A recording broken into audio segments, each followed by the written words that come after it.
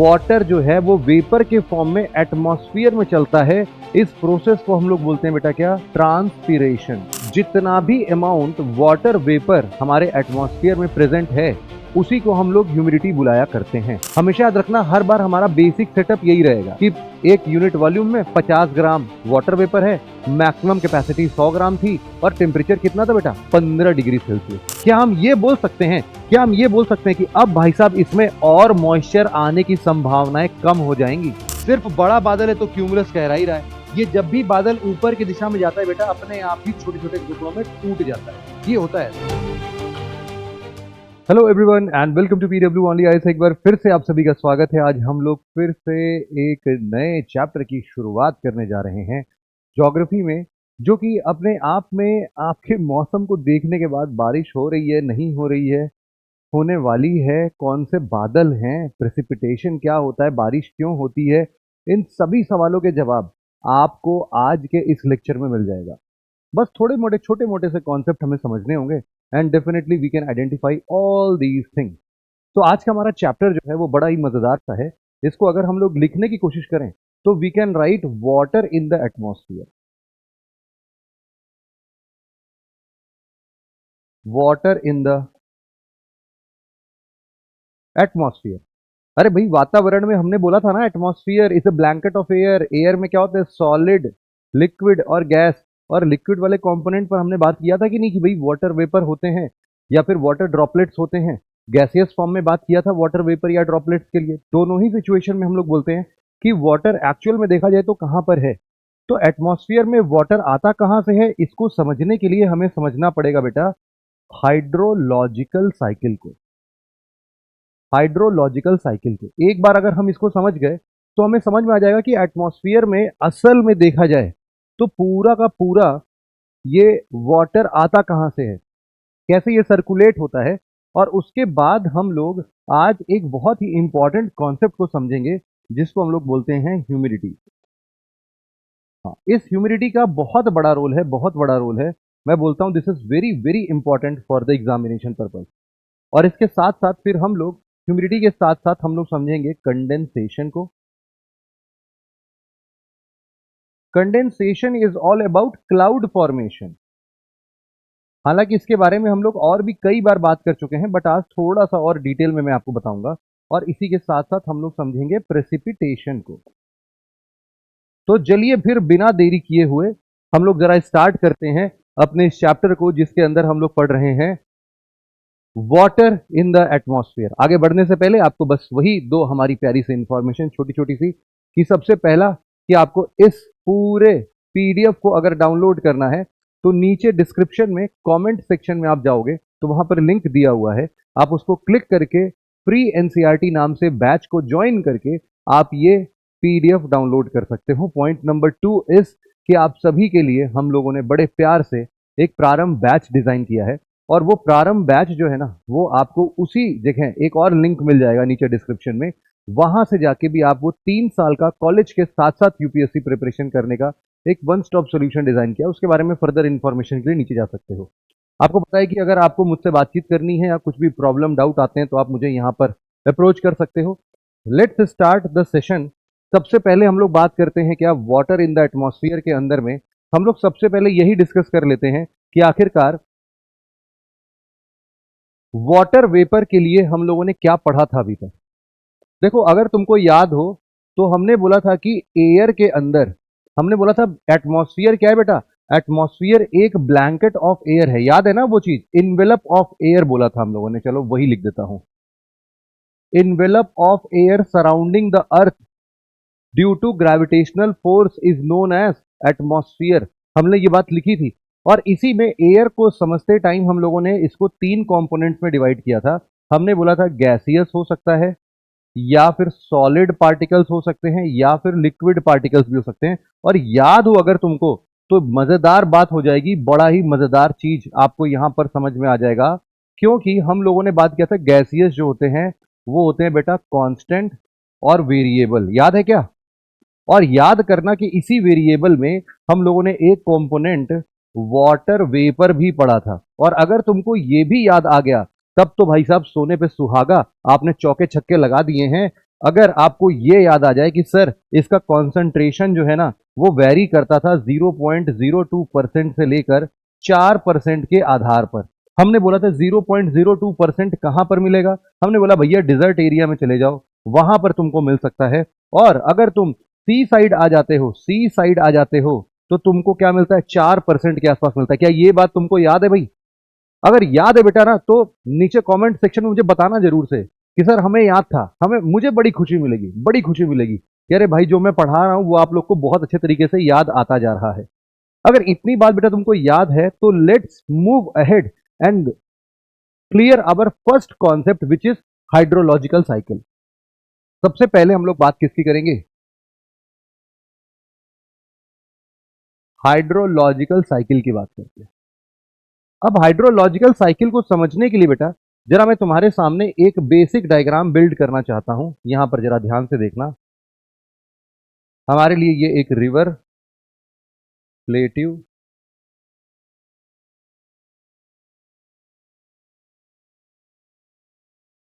हमारे लिए पहाड़। नॉर्मली देखा जाए तो ये हमारा पूरा क्या है भाई? ये हमारा रिवर सिस्टम हो सकता है।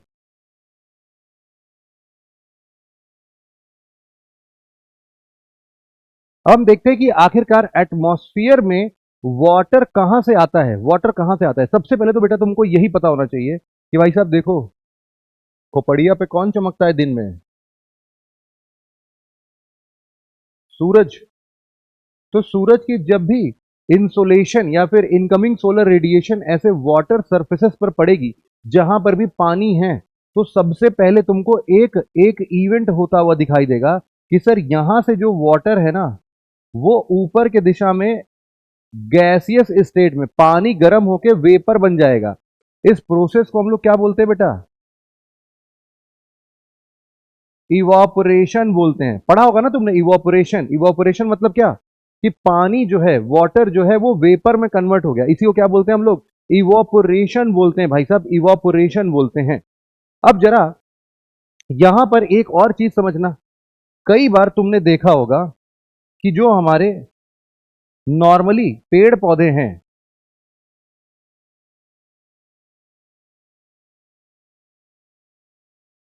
ये जो पेड़ पौधे हैं बेटा, इनके ऊपर भी सोलर रेडिएशन जब चलते हैं तो तुमको पता है in the presence of sunlight they have their action like photosynthesis. Photosynthesis का नाम सुना होगा। तो ये बेटा करते क्या हैं? ये करते क्या हैं? ये वाटर अपटेक और कार्बन डाइऑक्साइड लेने के बाद ग्लूकोज बनाते हैं, ग्लूकोज बनाते हैं।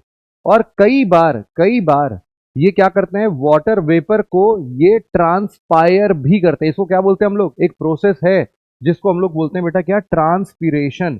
तो यहां से भी हम देखते हैं कि इन पेड़ पौधों से भी हमारे वाटर जो है वो वेपर के फॉर्म में एटमॉस्फेयर में चलता है। इस प्रोसेस को हम लोग बोलते हैं बेटा क्या? ट्रांसपीरेशन। ट्रांसपीरेशन। कई बार इन दोनों टर्म्स को मिला के हम लोग इसको बोलते हैं इवेपो ट्रांसपीरेशन, है ना? क्या बोलते हैं भाई हम लोग? कभी कभी मिला मिला के क्या बोल देते हैं इसको? हम लोग बोलते हैं इवेपो, इवेपो ट्रांसपीरेशन। तो जब भी ये शब्द आए तो समझ लेना कि इसमें इवोपोरेशन भी है और ट्रांसपीरेशन भी है। तो दोनों सही है। इसको इकलौता लिखना है तो लिख दो, या दोनों को अलग अलग लिखना है वो भी चलेगा।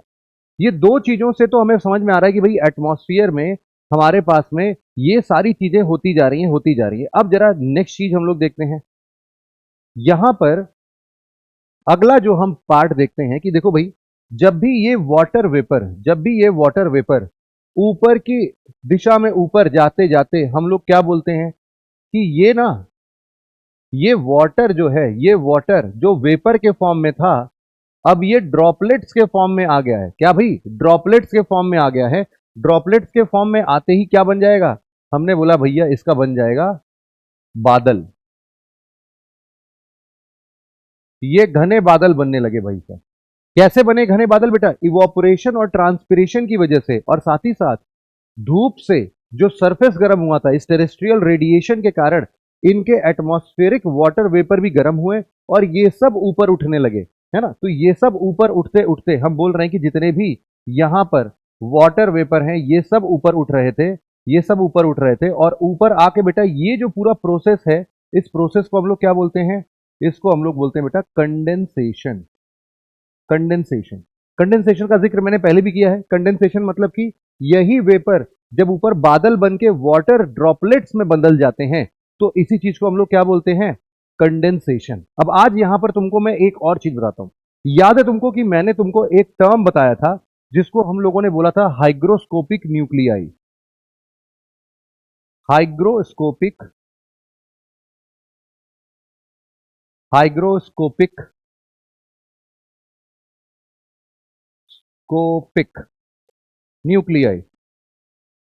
और यहां पर अगर तुमको समझ में आता है कि हाइग्रोस्कोपिक न्यूक्लियाई क्या चीज है तो इसके बेसिस पर जरा तुम समझना कि ये क्या होता है बेटा। ये ना एक सॉलिड पार्टिकल होता है। क्या होता है भाई? ये एक सॉलिड पार्टिकल होता है, लाइक योर डस्ट पार्टिकल। और क्या? ये एक सॉलिड पार्टिकल होता है which is suspended in air, which is suspended in air. जो भाप होता है यानी कि जो वेपर होता है, वेपर, ये वेपर धीरे धीरे जब ऊपर जाता है तो ऊपर जाते जाते जाते जाते थक जाता है। और जब कंडेंसेशन होता है ना इनका, तो ये ढूंढते हैं ऐसे हाइग्रोस्कोपिक न्यूक्लियाई जिसके आधार पर ये पूरा का पूरा इसके चारों तरफ जो पानी है ना, वो इसके चारों तरफ जो है वो बैठ जाता है। तो ये क्या है हमारे लिए? ये हमारे लिए है वाटर ड्रॉपलेट। तो हमेशा याद रखना कि जब भी हम लोग ये वाटर ड्रॉपलेट्स लिखते हैं तो ये वाटर ड्रॉपलेट्स किसके ऊपर बन के बैठ जाते हैं? इन्हीं हाइग्रोस्कोपिक न्यूक्लियाई के ऊपर। अब यहां पर एक कैच है बेटा, इन सब के नीचे से आप देखोगे कि ऊपर की तरफ प्रेशर लग लग के सबको पानी को ऊपर पहुंचाया जा रहा है। ये पानी गर्म थे, गरम गरम से ऊपर पहुंचाया जा रहा है, मतलब यहां पर इनको एक फोर्स मिल रहा है ऊपर रहने का। ये तब तक ऊपर रहेगा जब तक इसके ऊपर लग रहे ग्रेविटेशन फोर्स का वैल्यू जो है वो शानदार तरीके से बढ़ ना जाए। मैं क्या बोल रहा हूं जरा ध्यान से सुनना। यहां पर सबसे पहले हम बोल रहे हैं क्या कि ऊपर की दिशा में इस ड्रॉपलेट पर ऊपर की दिशा में क्या लग रहा होगा? इसको लग रहा होगा एयर प्रेशर। एयर प्रेशर लग रहा होगा। ये तब तक बैठा रहेगा, यहां पर कोई दिक्कत नहीं है, ये तब तक रहेगा।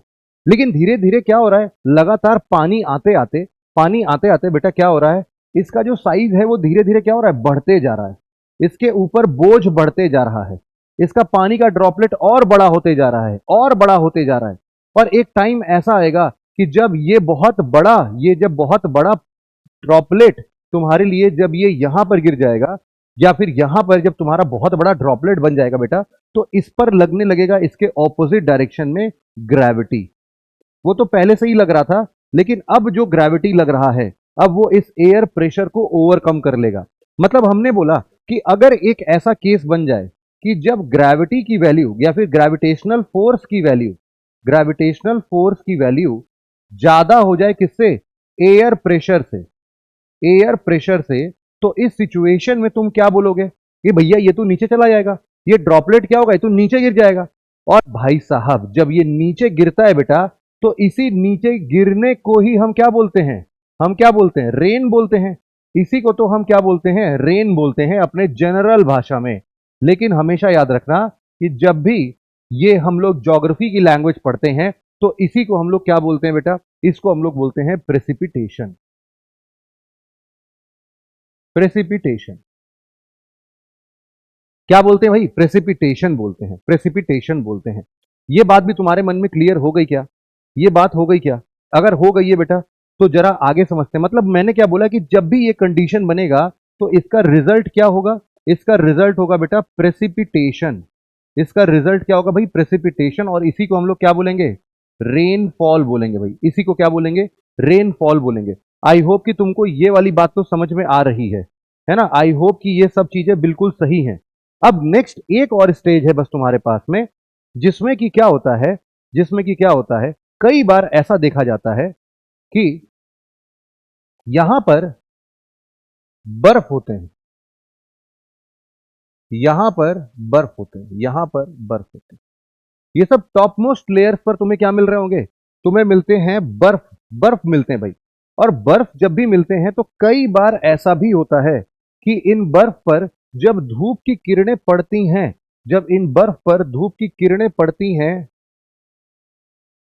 तो कई बार इनका जो बिल्कुल ऊपरी सतह होता है, बिल्कुल ऊपरी सतह, ये बेटा कई बार डायरेक्टली वेपर में बदल जाता है, कई बार डायरेक्टली वेपर में बदल जाता है ना। ऊपर ही ऊपर वेपर में बदल जाता है। इसी को हम लोग क्या बोलते हैं, इसी को हम लोग क्या बोलते हैं बेटा, हम लोग इसको बोलते हैं सब्लिमेशन। क्या बोलते हैं भाई? सब्लिमेशन बोलते हैं इसको, सब्लिमेशन।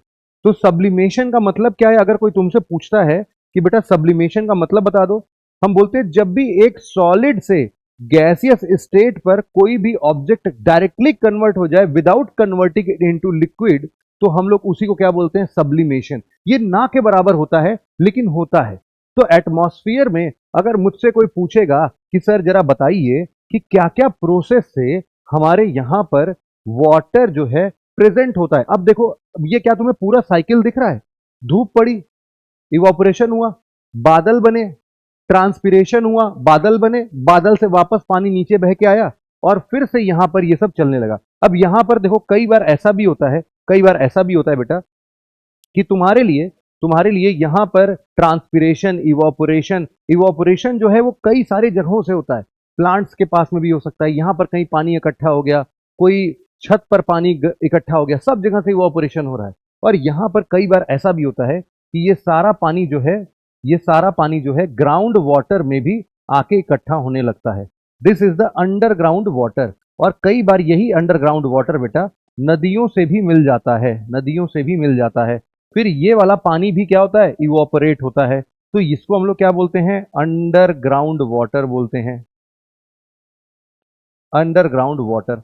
तो ये हमारे एटमॉस्फेरिक वाटर का तो एग्जाम्पल नहीं है, लेकिन इस साइकिल में जरूर से, हाइड्रोलॉजिकल साइकिल में जरूर से ये काम करता है। अब हमसे कोई अगर पूछ लेना कि भाई अब तो आपने इस चीज को बहुत सही तरीके से डिफाइन किया है, जरा आप मुझे बताएं कि हाइड्रोलॉजिकल साइकिल का क्या क्या प्रोसेस इन्वॉल्व है, तो मैं उसको धड़ल्ले से बताऊंगा बेटा। सबसे पहले नंबर पर क्या? इवोपोरेशन। दूसरे नंबर पर क्या बताऊंगा भाई? ट्रांसपीरेशन बताऊंगा।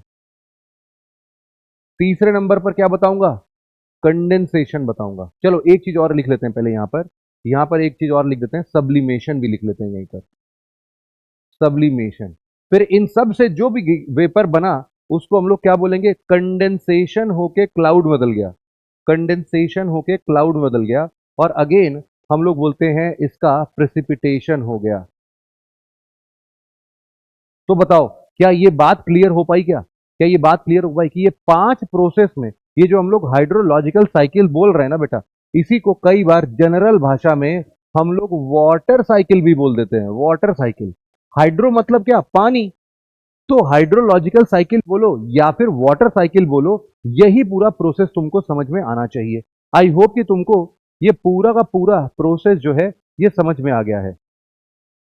जिसको इस वाले प्रॉब्लम में समझ में आ रहा है कि सर ये सॉलिड पार्टिकल अच्छा होता क्या है, ये होता क्या है सर, तो मैं तुम्हें बता देता हूं कि भाई साहब देखो, तुम ना इसको कैसे भी समझ सकते हो। ये क्या क्या हो सकता है? हम बोल रहे हैं सॉलिड पार्टिकल के नाम पर, देखो ये तो डस्ट भी हो सकता है, ये सॉलिड पार्टिकल के नाम पर कोई स्मोक का पार्टिकल भी हो सकता है ना। इसके अलावा आप बोल सकते हो कि यही चीज हो सकता है कि कोई नमक, सॉल्ट का पार्टिकल भी यहां पहुंच जाए।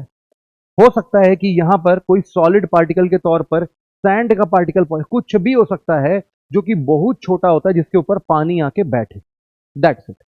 ठीक है भाई, इतना प्रोसेस मुझे लगता है तुमको समझ में आ गया है। Now let's move towards our next concept, जिसको हम लोग बोलते हैं क्या बेटा? ह्यूमिडिटी। ह्यूमिडिटी। अगर कोई तुमसे पूछता है कि ह्यूमिडिटी है क्या चीज, ह्यूमिडिटी क्या चीज है, तो तुम कैसे आंसर दोगे बेटा? कोई आंसर कर सकता है मुझे? नीचे कोई बता पाएगा कि ह्यूमिडिटी का मतलब क्या होता है? हम लोग बोलते हैं जितना भी अमाउंट वाटर वेपर हमारे एटमॉस्फेयर में प्रेजेंट है, उसी को हम लोग ह्यूमिडिटी बुलाया करते हैं। तो अगर कोई आपसे पूछे कि ह्यूमिडिटी क्या है, तो आप धड़ल्ले से बोल सकते हो क्या? Amount of water vapour, amount of water vapour present in the atmosphere. बहुत सिंपल सी बात है, कितना वाटर वेपर प्रेजेंट। अब देखो कितना जब बोल रहा है तो पता करना पड़ेगा भाई कितना है ना। जब पता करेंगे तो जायज सी बात है इसके लिए कोई तो टूल होगा नापने वाला, या फिर कोई प्रक्रिया होगी, कोई कॉन्सेप्ट होगा कि कैसे नापे वाटर वेपर। आखिरकार हम लोग दिमाग खुजलाते हुए हम लोग को दो कॉन्सेप्ट समझ में आता है इसको मेजर करने के लिए। अगर कोई पूछता है कि भैया हाउ टू मेजर इट, कैसे करोगे भैया बताओ तो सही कैसे करोगे, तो हमने बोला कि देखो इसके लिए दो प्रोसेस है। एक है कि आप लोग एब्सोल्यूट ह्यूमिडिटी फाइंड आउट कर लो। अभी ये क्या है समझा देता हूं, don't worry. Absolute humidity find कर लो, या फिर तुम लोग क्या कर सको, एक रिलेटिव ह्यूमिडिटी फाइंड कर लो। अगर इन दोनों कॉन्सेप्ट को आप समझ गए तो आप आराम से ह्यूमिडिटी को मेजर कर सकते हो। बहुत ही सिंपल सी बात है। सबसे पहले हम लोग यहां पर चलो डिफाइन कर ही लेते हैं। क्या डिफाइन करते हैं भाई? सबसे पहले हम लोग डिफाइन करते हैं अपना एब्सोल्यूट ह्यूमिडिटी। एब्सोल्यूट ह्यूमिडिटी, कोई पूछे कि एब्सोल्यूट ह्यूमिडिटी क्या है, तो हम उसको बहुत सिंपल से बड़े मजेदार तरीके से उसके कान में बेटा धीरे से जाके उसको समझा देना कि एब्सोल्यूट ह्यूमिडिटी क्या होता है बेटा। Weight of water vapour in 1 unit volume. क्या बोल दिए? Weight of water vapour in 1 unit volume. एक यूनिट वॉल्यूम में आखिरकार कितना पानी का वेट है, हमने क्या बोल दिया इसके लिए? हम बोल रहे हैं कि weight of water vapour per unit volume. अब इसका मतलब क्या है जरा मैं समझाता हूं। डोंट वरी यार, डोंट वरी। ओ पाजी डोंट वरी भाई। ये देखो भाई, हम ना एक यूनिट वॉल्यूम ड्रॉ कर लेते हैं। मान लेते हैं कि इसका लेंथ भी 1 यूनिट है, इसकी हाइट भी 1 यूनिट है, और इसका विड्थ भी 1 यूनिट है। तो ये कितना वॉल्यूम बताएगा बेटा? ये कितना वॉल्यूम है? 1 यूनिट वॉल्यूम है। वॉल्यूम कैसे फाइंड आउट करते हैं? Length into breadth into height. तो अब इसके लिए हमने क्या बोला? अरे सही है भाई, एक एक एक एक एक सब एक एक ही है, तो हम लोग बोलते हैं तो बहुत ही सही है। यहां पर अच्छा, पर यूनिट वॉल्यूम किस चीज का, यहां पर ये भी लिख सकते हैं per unit volume of air in atmosphere. इसको भी लिख देता हूं कि हमारे वातावरण में, हमारे चारों तरफ में कोई भी एक यूनिट वॉल्यूम का डब्बा इमेजिनरी बना लो, उसके अंदर मेजर करना है कि कितना ग्राम, कितना वेट है पानी का। तो हम बोलते हैं कि देखो इस चैम्बर के अंदर में बहुत सारा एयर था, है ना भाई। इसमें बड़ा सारा एयर तो था ही, इसमें तो कोई डाउट ही नहीं है। ये सब क्या है बेटा? एयर है, एयर है ना। इस डब्बे के अंदर का एयर है। हमने बोला इससे नहीं मतलब है सर, आप मुझे बस इतना बताइए कि इसमें इसमें पानी कितना ग्राम है। हमने बोला कि भैया देखो पानी मेजर किया हमने, पानी मेजर किया, तो बेटा इतने दूर में इकट्ठा होने के बाद हम लोग को समझ में आया कि ओ पानी जो है वो पानी कितना दूर का है बेटा। पानी जो है वो इतना दूर में पूरा बना हुआ है, इतना दूर का पानी है भाई साहब।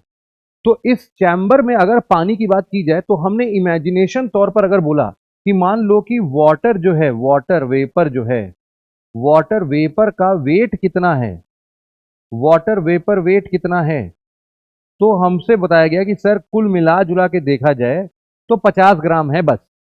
कितना वेट है बेटा? 50 ग्राम है। तो एक यूनिट वॉल्यूम में कितना वाटर वेपर का वेट है? 50 ग्राम है।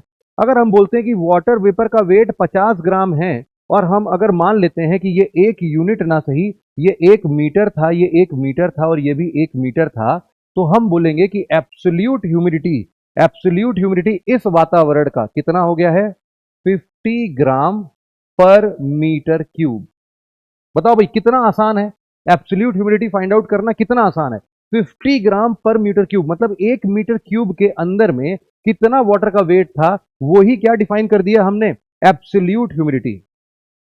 अब यहां पर जरा तुम्हें कुछ एक दो कॉन्सेप्ट का और अंदाजा होना चाहिए। जैसे कि एक तुमको पता होना चाहिए कि अच्छा ठीक है, अभी तो इसमें 50 ग्राम की ह्यूमिडिटी है, कितना और आ सकता है, या फिर हम बोले कि इस एक यूनिट वॉल्यूम की वाटर होल्डिंग कैपेसिटी कितनी, इसकी औकात कितनी है।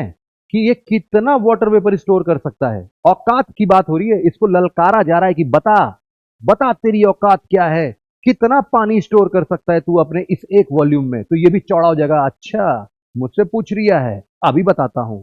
तो मान लेते हैं कि यहां पर मैक्सिमम ह्यूमिडिटी कंटेनिंग कैपेसिटी अगर कोई पूछ ले, क्या बोल दिया हमने, मैक्सिमम ह्यूमिडिटी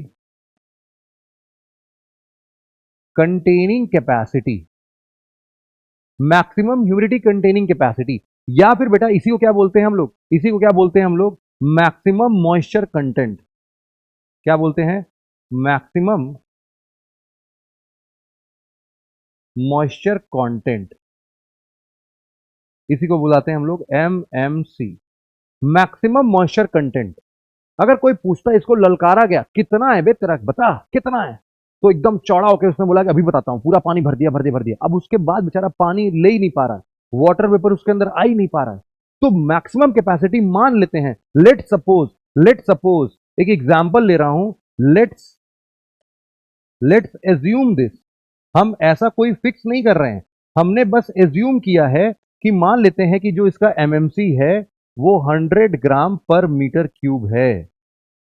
क्या बोल दिया, 100 ग्राम पर मीटर क्यूब है, लेकिन अभी है कितना, 50 ग्राम।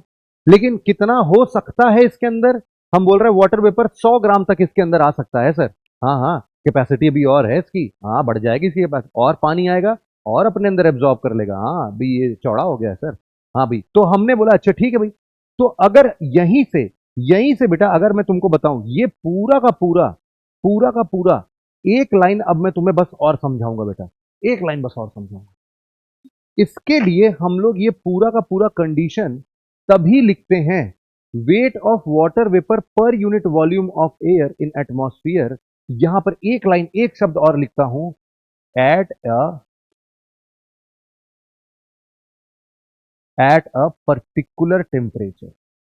ये बड़ा जरूरी है बेटा, ये बहुत जरूरी है, एट ए पर्टिकुलर टेम्परेचर। ऐसा नहीं होना चाहिए कि जब भी हम इसका मैक्सिमम एमएमसी निकाल रहे हैं या फिर हम इसका एब्सोल्यूट ह्यूमिडिटी निकाल रहे हैं तो उसमें हमने टेम्परेचर बदलाव दे दिया। हाँ भाई हाँ, टेम्परेचर नहीं बदलना है बेटा, इसका जितना टेम्परेचर था हम उसी कांस्टेंट टेम्परेचर पर मेजर करेंगे। तो उसी कांस्टेंट, मान लेते हैं एग्जांपल ही तो ले रहे थे हम लोग, मान लेते हैं बेटा कि इसका जो टेम्परेचर है, इस पूरे डब्बे का टेम्परेचर जो है, एटमॉस्फेयर का टेम्परेचर मान लेते हैं कितना है, 15 डिग्री सेल्सियस है। ऐसा ही मान ले रहे हैं, एग्जाम्पल मान रहे हैं। और इसीलिए हमने बोला कि 100 ग्राम पर मीटर क्यूब, 100 ग्राम पर मीटर क्यूब जो है, ये कब मेजर किया गया, हमने बोला भैया मेजर किया गया है 15 डिग्री सेल्सियस पर। हाँ भाई, टेम्परेचर नहीं बदला है मैंने, चाहे तुम 50 ग्राम पर मीटर क्यूब का अभी प्रेजेंट स्टेटस ले लो या फिर मैक्सिमम का ले लो, हमने टेम्परेचर नहीं बदला है। क्यों बोल रहा हूं मैं ऐसा, क्योंकि बेटा टेम्परेचर बदलोगे ना तो मैक्सिमम मॉइस्चर कंटेंट जो होल्ड करने की कैपेसिटी, उसकी औकात जो है बेटा, अगर टेम्परेचर इंक्रीज कर दोगे तो इसकी औकात बढ़ जाएगी। इसकी औकात क्या होगी, बढ़ जाएगी, मतलब ये और ज्यादा मॉइस्चर हेल्ड करने में सक्षम रहेगा। लेकिन इस बात को हम लोग जरा समझें, उससे पहले ही हम लोग एक और कॉन्सेप्ट जो हमारा है वो क्या है बेटा, रिलेटिव ह्यूमिडिटी। क्या है भाई, रिलेटिव ह्यूमिडिटी, जरा इसको भी समझ लेते हैं कि ये किस बला का नाम है। हमारा दूसरा जो मेथड था बेटा, उसको हम लोगों ने क्या बोला, रिलेटिव ह्यूमिडिटी। जरा इसको बड़े ध्यान से सुनना और बड़े ध्यान से समझना। कंफ्यूजन की वैसे तो देखो कोई बात नहीं है, लेकिन अगर हम लोगों को यह बात समझनी है कि रिलेटिव ह्यूमिडिटी क्या है, तो सबसे पहले हम लोग इसके लिए एक बेसिक सा फॉर्मूला लिख लेते हैं बेटा, बहुत ही बेसिक सा फॉर्मूला हम लोग लिखते हैं। इसमें लिखते हैं रिलेटिव ह्यूमिडिटी कितनी है, हमने बोला कि भाई देखो एक्चुअल मॉइस्चर कंटेंट कितना है, एक्चुअल मॉइस्चर कंटेंट कितना है भैया, कितना है, उसको डिवाइड कर दो, उसको डिवाइड कर दो उसकी औकात से। औकात बोले तो क्या, maximum moisture holding capacity, maximum moisture holding capacity. और एक बार ये मिल जाए, इसको क्या करो, 100% से मल्टीप्लाई कर दो, दैट्स इट। अच्छा, अब तुमसे कोई पूछे कि यही सेम ही सिचुएशन है, यही सेम सिचुएशन है कि 15 डिग्री सेल्सियस का तापमान पर हम बोल रहे हैं कि 1 मीटर क्यूब में अभी प्रेजेंट स्टेटस में कितना है, 50 ग्राम पर मीटर क्यूब है, लेकिन औकात कितनी है, 100 ग्राम पर मीटर क्यूब की है। तो हम लोग देखते हैं कि इस केस में हमने क्या बोला, हमने देखा कि भाई साहब एक्चुअल मॉइस्चर कंटेंट अभी कितना है, हमने लिखा था वहां पर कितना बेटा, 50 ग्राम पर सेंटीमीटर क्यूब। इसकी औकात कितनी है, कितनी औकात है, हमने बोला भैया 100 ग्राम पर सेंटीमीटर क्यूब।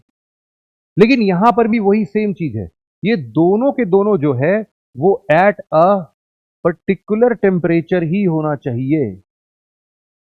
टेम्परेचर में बेटा कोई भी चेंजेस नहीं होने चाहिए।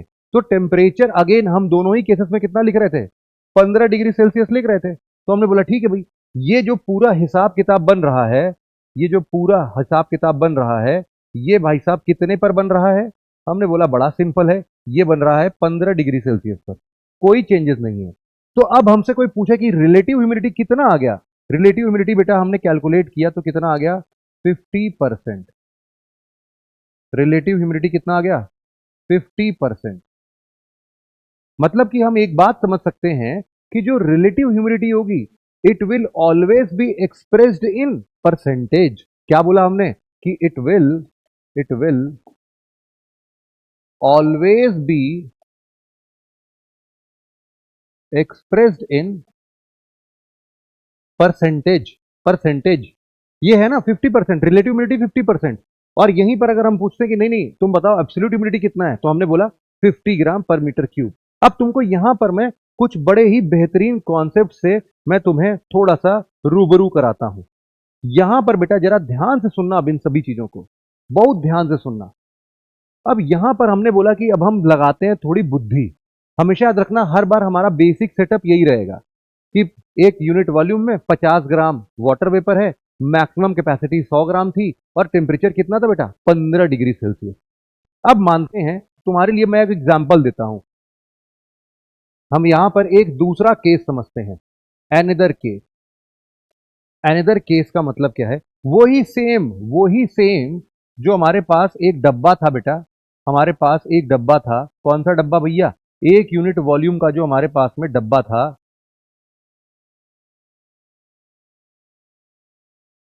1 यूनिट वॉल्यूम का जो हमारे पास में डब्बा था, वो चौकोर बनाना है ना हमें तो।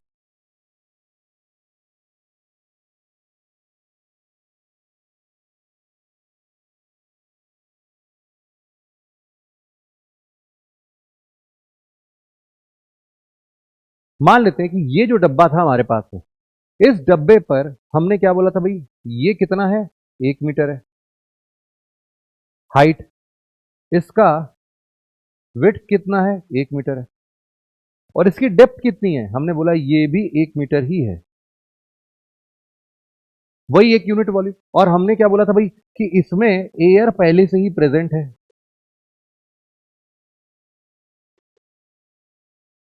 इसमें पहले से ही क्या है भाई, एयर प्रेजेंट है। और इस एयर के प्रेजेंट होने के बावजूद हमने बोला भाई वाटर वेपर कितना है, तो हमने ये भी लिख दिया था बेटा, क्या, ये देखो भाई, वाटर वेपर हमने बोला था कि लगभग 50 ग्राम का तो है ही, है ना। हमने बोला भाई 50 ग्राम के आसपास वाटर वेपर तो इसमें साफ तौर पर दिखता हुआ हमें प्रतीत हो रहा है। इतनी बातें हमने सब कर ली थी, और ये पूरा डब्बा कितने टेम्परेचर पर था, हमने बोला था 15 डिग्री सेल्सियस का तापमान था। अब हम बोल रहे हैं दूसरा केस, द सेकेंड केस। हम मान लेते हैं कि this was the first case. ये क्या था भाई हमारे लिए, ये हम बोल रहे हैं कि ये हमारे लिए पहला केस था भाई। इधर बना देते हैं, आओ भाई, आ ही नहीं रहा है, वहीं अटक गया, ऐसे कैसे चलेगा भाई। ए ले, यही बोर्ड का हालत पतला हो गया बेटा।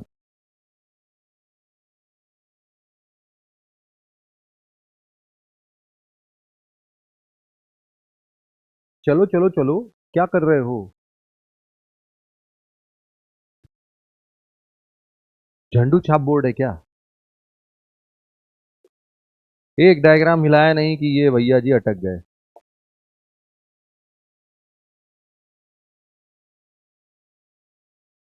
हाँ देखा, हालत खराब हो गई। सही हो, आत्माएं देख रहे हो, शरीर से आत्मा प्राण बाहर निकल गए इनके। कह रहे भैया माफ करो, क्या कर रहे थे, आत्मा बाहर निकल रही है हमारी, आत्मा देखो बाहर निकल गई इसकी। अब इसकी आत्मा वापस से अंदर जा रही है, जब अंदर चली जाएगी तो ये बोर्ड सही हो जाएगा। तो फिलहाल के लिए हम लोग देखो तब तक समझ लेते हैं, टाइम वेस्ट क्या करना। हम लोग बोलेंगे ना कि दूसरा केस में बेटा अब क्या होगा ना, अब हम लोग टेम्परेचर जो है बढ़ा देंगे। हाँ देखा दिमाग क्या, टेम्परेचर अब हम लोग क्या करेंगे बेटा, हम लोग टेम्परेचर को बढ़ा देंगे भैया, बढ़ा देंगे, बढ़ा दिया, कितना बढ़ा दिया, हम लोग ज्यादा मत बढ़ाओ, ऐसा करो कि 20 डिग्री सेल्सियस कर दो। हाँ हाँ, 20 डिग्री सेल्सियस कर दो, कोई बात नहीं है। 20 क्या, चलो 25 डिग्री कर दो, बहुत बहुत खुश हो गए। तो इस पूरे एरिया का, इस पूरे जगह का टेम्परेचर कितना हो गया बेटा, इस पूरे डब्बे का टेम्परेचर हमने बढ़ा के 15 से कितना कर दिया, आपकी बार में 25 कर दिया। क्या कर दिया भाई, 25 डिग्री कर दिया। अब तुम एक बात बताओ, हमने क्या बोला था, जब जब टेम्परेचर बढ़ेगा, जब जब टेम्परेचर बढ़ेगा, तो जायज सी बात है कि नहीं कि इसके मॉइस्चर होल्डिंग कैपेसिटी का औकात जो है वो बढ़ जाएगा। मॉइस्चर होल्डिंग कैपेसिटी का औकात जो है वो बढ़ जाएगा। जब इसका औकात बेटा बढ़ जाएगा, तो इसका जो मैक्सिमम होल्डिंग कैपेसिटी कितना था, 100 ग्राम पर मीटर क्यूब था। कितना था भैया, 100 ग्राम पर मीटर क्यूब। अब वो भी तो बढ़ेगा, है कि नहीं, वो भी तो बढ़ेगा। अब बोल रहे हैं हम लोग कि पहले की इसकी औकात जो थी वो थी 100 ग्राम पर सेंटीमीटर क्यूब को स्टोर करने की। लेकिन जैसे ही हमने टेम्परेचर 15 से 25 किया, इसकी औकात बढ़ के 100 से कितना हो गया, 150 हो गया, मान लेते हैं 150 ग्राम पर मीटर क्यूब की औकात हो गई। उस केस में अगर हमसे ये पूछा जाए क्या हो गया भैया,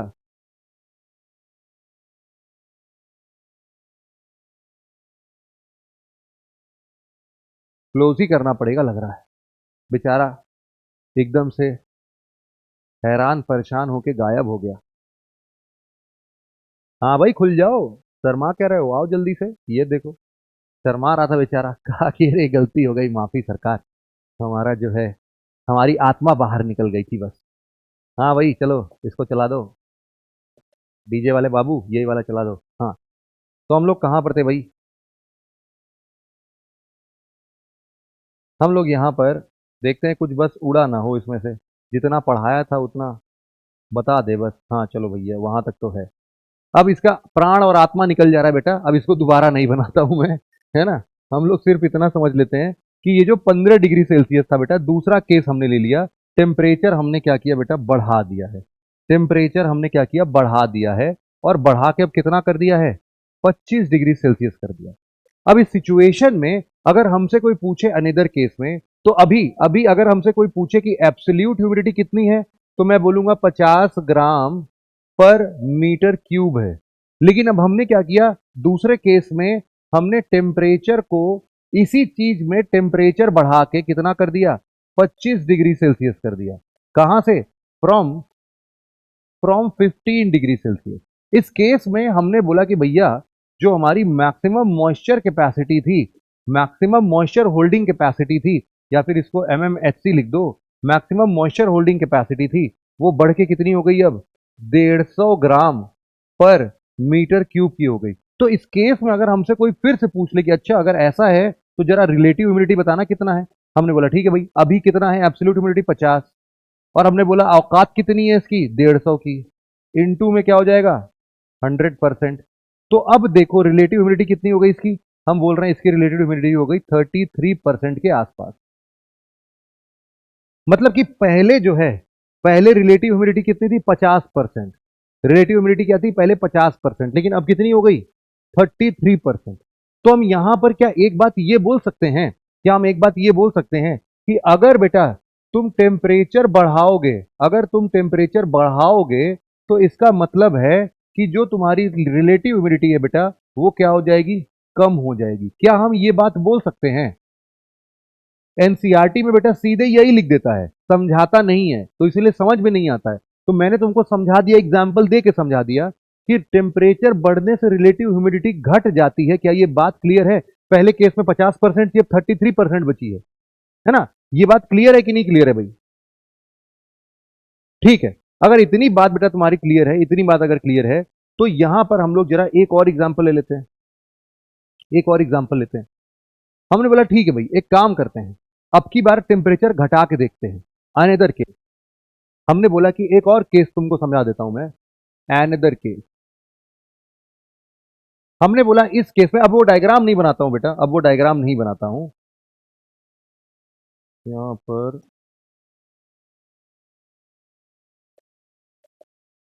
हाँ, अब वो डायग्राम नहीं बना रहा हूं, अब तुम्हें ऐसे ही समझ में आ जाएगा। मैंने बोला कि अभी तक हमारे पास में एब्सोल्यूट ह्यूमिडिटी कितनी थी, हमने बोला 50 ग्राम पर सेंटीमीटर पर मीटर क्यूब थी। हमने बोला अब की बार क्या कर रहे हैं भाई, टेम्परेचर को हम लोग घटा दे रहे हैं। कितना घटा रहे हैं, हमने बोला कितना था, बोले कि 15 डिग्री सेल्सियस था। हमने बोला नहीं, अब 5 डिग्री सेल्सियस कर दो, 5 डिग्री सेल्सियस कर दो। कहां से, फ्रॉम 15 डिग्री सेल्सियस जो इनिशियल स्टेज पर था। अब की हम बोल रहे हैं कि नहीं नहीं, 15 डिग्री सेल्सियस से 25 किया था ना, अब 15 डिग्री सेल्सियस से 5 डिग्री सेल्सियस पर ले आओ। अब क्या होगा भाई, हमने बोला कि जैसे जैसे टेम्परेचर कम होगा, इसका मतलब है कि जो मैक्सिमम मॉइस्चर होल्डिंग कैपेसिटी थी वो भी क्या हो जाएगी बेटा, कम हो जाएगी। वो भी क्या होगी, कम होगी। इस केस में अगर कोई हमसे पूछे कि मैक्सिमम मॉइस्चर होल्डिंग कैपेसिटी कितनी है, तो हमने बोला कि भाई देखो 50 ग्राम, पहले 100 ग्राम थी लेकिन तुमने टेम्परेचर घटा दिया, अब घट के कितनी हो गई है, 50 ग्राम पर मीटर क्यूब हो गई भैया। अब हमें हमें नहीं पता, हमें नहीं पता, इसके औकात ही कम हो गई बेचारे की, टेम्परेचर घटा दिया, ठंड लग गई, औकात कम हो गई बेचारे की। इस केस में अगर कोई हमसे पूछता है कि रिलेटिव ह्यूमिडिटी कितना है, रिलेटिव ह्यूमिडिटी कितना है, तो हम बोलेंगे अच्छा रिलेटिव ह्यूमिडिटी की बात कर रहे हो क्या, ये लो भैया, रिलेटिव ह्यूमिडिटी तुम्हारा एब्सोल्यूट ह्यूमिडिटी कितना है, 50। अभी करंटली कितना होल्ड कर रहा है, 50 ग्राम। और कितना औकात है, हमने कहा 50 ही ग्राम औकात है। इस केस में अगर इसको मल्टीप्लाई करके देखेंगे तो आंसर कितना आ जाएगा बेटा, 100% आ जाएगा। बात समझे, रिलेटिव ह्यूमिडिटी कितना हो गया भैया, 100% हो गया। अब इस बात को एकदम से ध्यान दे देना, इस बात को एकदम से ध्यान देना कि इस मोमेंट को जब हम बोलते हैं कि रिलेटिव ह्यूमिडिटी 100% हो गई, फिर से ध्यान से सुनना बेटा, ये तुम्हारे लिए बहुत इंपॉर्टेंट कॉन्सेप्ट है। हम बोल रहे हैं कि जैसे ही रिलेटिव ह्यूमिडिटी 100% हो जाती है, जैसे ही रिलेटिव ह्यूमिडिटी 100% हो जाती है, तो सबसे पहले तो हम लोग ऐसे टेम्परेचर को क्या बोलते हैं, ऐसे टेम्परेचर को बोलते हैं ड्यू पॉइंट। क्या बोलते हैं भाई, ऐसे सिचुएशन को हम लोग क्या बोलते हैं, ड्यू पॉइंट, ड्यू पॉइंट। और इस ड्यू पॉइंट पर जैसे ही रिलेटिव ह्यूमिडिटी 100% हो जाता है, हम बोलते हैं कि एक प्रोसेस यहां पर स्टार्ट हो जाता है, और उसी का नाम है बेटा कंडेंसेशन। कंडेंसेशन बोले तो क्या, क्लाउड फॉर्मेशन, क्लाउड फॉर्मेशन। बात समझ में आई क्या, ऐसे यूं ही क्लाउड फॉर्मेशन नहीं होता है। हम हमेशा से ये बोल रहे हैं कि जब भी ये ड्यू पॉइंट अचीव करेगा, जैसे ही ये ड्यू पॉइंट अचीव करेगा, यू ऑल मस्ट नो कि इसी सिचुएशन में क्लाउड फॉर्मेशन होगा, इसी सिचुएशन में कंडेंसेशन होता है।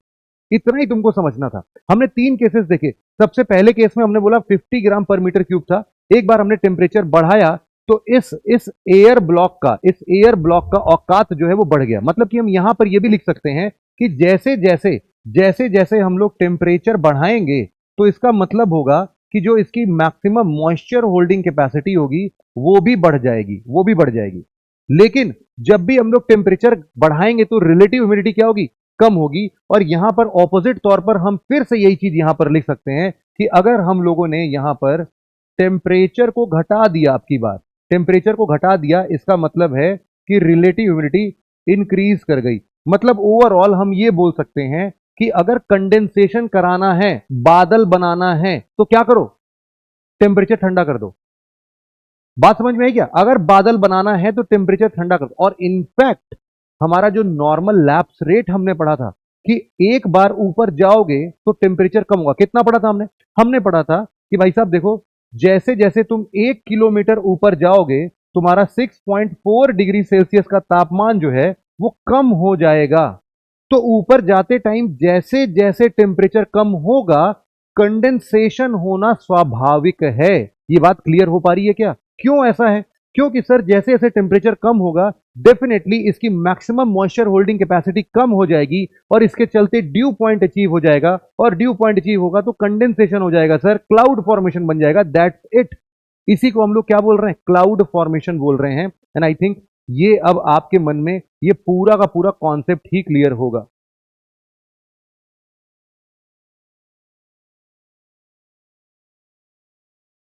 ठीक है कि नहीं बात, अब इसी के बाद एक और कॉन्सेप्ट मैं तुम्हें समझाना चाहता हूं। यहां पर जरा तुम एक चीज को और समझ लेना। यहां पर इसके बाद कंडेंसेशन कब कब होता है मैं तुम्हें जरा ये समझाना चाहता हूं। Condensation takes place when when अब जरा नीचे मैं पॉइंट बता रहा हूं तुमको, इसी बात को जरा तुम समझते ही चलना है ना, इसी बात को समझना। सबसे पहले हम लोग बोल रहे हैं क्या, जब भी तुम्हारा कोई भी मॉइस्चर कंटेनिंग एयर है, मॉइस्चर कंटेनिंग एयर है, अगर तुमने उस मॉइस्चर कंटेनिंग एयर का तापमान कम कर दिया, टेम्परेचर कम कर दिया, तो बताओ कंडेंसेशन होगा कि नहीं। यही तो अभी हमने पढ़ा कि नहीं। हम बोल रहे हैं कि when moisture containing air comes in contact of cold environment, जब भी वो किसी ठंडे इन्वायरमेंट पर मिलेगा तो जायज सी बात है वो क्या होगा, क्या कंडेंसेशन होगा इस केस में। हमने बोला सर बिल्कुल होगा, 100% होगा, इनफैक्ट यही हमने अभी पढ़ा ही है। चलो ये तो हो गया तुम्हारा पहला केस। अब जरा दूसरा केस भी समझना है। यहां पर हम तब भी बोल सकते हैं कि इफ, दूसरा केस में बोल रहे हैं कि if temperature reaches due point, ये भी तो बोल सकते हैं। मतलब दोनों का मतलब वही है, लेकिन देखो बताने का तरीका अलग अलग है। या तो कभी यूपीएससी के स्टेटमेंट में ये देगा कि भाई तुम कांटेक्ट कर लो कोल्ड सरफेस से, या फिर वो दूसरा बोलेगा कि नहीं नहीं तुम टेम्परेचर को ड्यू पॉइंट पर रीच आउट कर लो, तब भी तुम्हारा कंडेंसेशन हो जाएगा।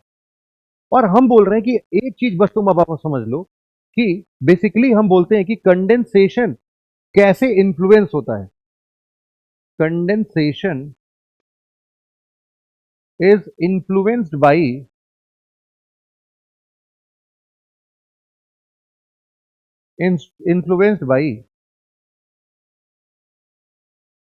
Following conditions. अब देखना बड़ा ही लॉजिकल बात मैं तुम्हारे सामने करने वाला हूं। अब बताना, अगर इस चीज को अब ध्यान से सुनना, अगर मान लो कि जो हमने पार्सल ऑफ एयर लिया था, जो एयर का पैकेट 1 यूनिट वॉल्यूम का लिया था, अगर मान लो उसको हम लोग प्रेशर में बिल्कुल चीप दें, दबा दें उसमें, तो तुमको क्या लगता है कि वाटर होल्डिंग या मैक्सिमम मॉइस्चर होल्डिंग कैपेसिटी क्या होगी। हम बोल रहे भाई साहब maximum moisture holding capacity sir अब कम हो जाएगी। हाँ कम हो जाएगी, क्यों, क्योंकि उसमें मॉइस्चर बढ़ गया ना। कैसे बढ़ा मैं समझाता हूं। देखो मैंने क्या बोला, मैंने बोला कि देखो हमारे पास में 1 यूनिट वॉल्यूम का एक डब्बा है, ये डब्बा है। अब हमने क्या किया बेटा, इस डब्बे में मान लेते हैं कि कुछ ना कुछ एटमॉस्फेयर, कुछ ना कुछ यहां पर हमारे पास में एयर के पार्टिकल्स पहले से ही थे, एयर के पार्टिकल्स पहले से ही थे। और इस एयर पार्सल में, इस एयर पार्टिकल में हमने बोला कि देयर आर सर्टेन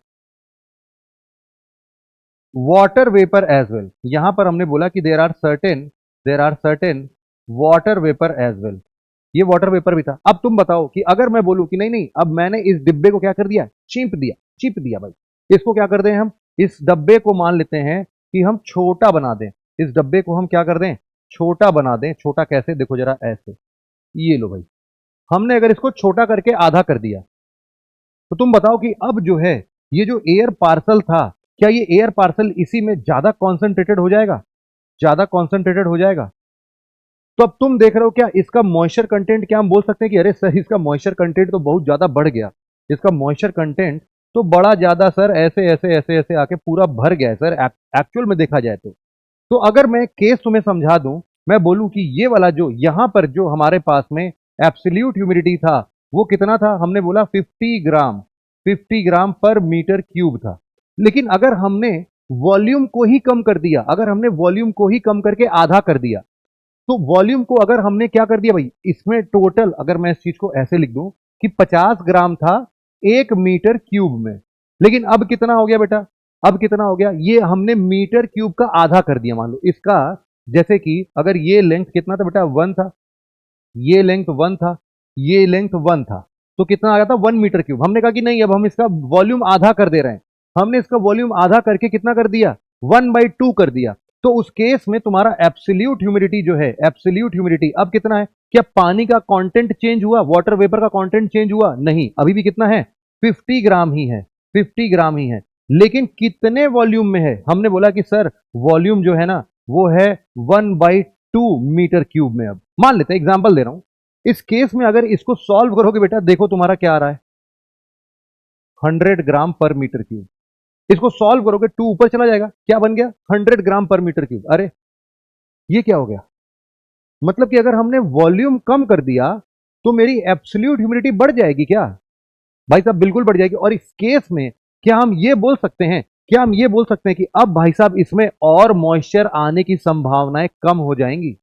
मतलब कि इस डब्बे की अब और वाटर होल्डिंग कैपेसिटी, वाटर को होल्ड करने की औकात जो है बेटा वो क्या होगी? कम हो जाएगी। इसका मतलब क्या है कि हम बोलेंगे इसका मैक्सिमम मॉइस्चर होल्डिंग कैपेसिटी जो है कम हो गया। क्यों भाई कम हो गया? ऑलरेडी पूरा भर गया है सर, ये तो पूरा पहले से ही भरा दिख रहा है, और कितना पानी भरेंगे इसमें? वॉल्यूम ही कम कर दिया। तो सबसे पहला फैक्टर मैं बताऊंगा यहां पर तुमको, क्या सबसे पहला फैक्टर मैं तुमको बता रहा हूं, पहला है कि वॉल्यूम। अगर तुम वॉल्यूम कम कर दोगे, वॉल्यूम कम कर दोगे, तो इसका मतलब है कि मैक्सिमम मॉइस्चर होल्डिंग कैपेसिटी तुम्हारी क्या हो जाएगी? कम हो जाएगी। क्या ये बात समझ में आती है क्या? दूसरा, हमने ऑलरेडी इस बात को समझा था कि अगर हम लोगों ने टेम्परेचर कम कर दिया तो भी उसका मतलब क्या होगा? मैक्सिमम मॉइस्चर होल्डिंग कैपेसिटी कम ही हो जानी है। तीसरा फैक्टर हम लोगों ने बोला कि सर एक काम और करते हैं, एक काम और करते हैं, इसको छोटा करने का मतलब क्या है? इसको छोटा करने का मतलब क्या है? मैंने पहले ही बोला था, इसको चीप देते हैं, इसको दबा देते हैं। इसको दबाने का मतलब क्या है कि यहां पर हम लोग क्या करते हैं? प्रेशर अप्लाई कर देते हैं। यहां पर क्या कर रहे हैं हम लोग? प्रेशर अप्लाई कर रहे हैं, प्रेशर अप्लाई कर रहे हैं। तो अगर प्रेशर अप्लाई कर रहे हैं तो भी तो यही सेम केस होगा, है ना? तो भी तो यही सेम केस होगा। मतलब क्या है कि अगर यहां पर हमने बोल दिया कि प्रेशर बढ़ा दो भैया, प्रेशर बढ़ा दो, एक एयर पार्सल में प्रेशर को बहुत ज्यादा बढ़ा दो, इस सिचुएशन में क्या होगा? इस सिचुएशन में भी हम यही बोलेंगे, मैक्सिमम मॉइस्चर होल्डिंग कैपेसिटी क्या हो रही है? कम हो गई है।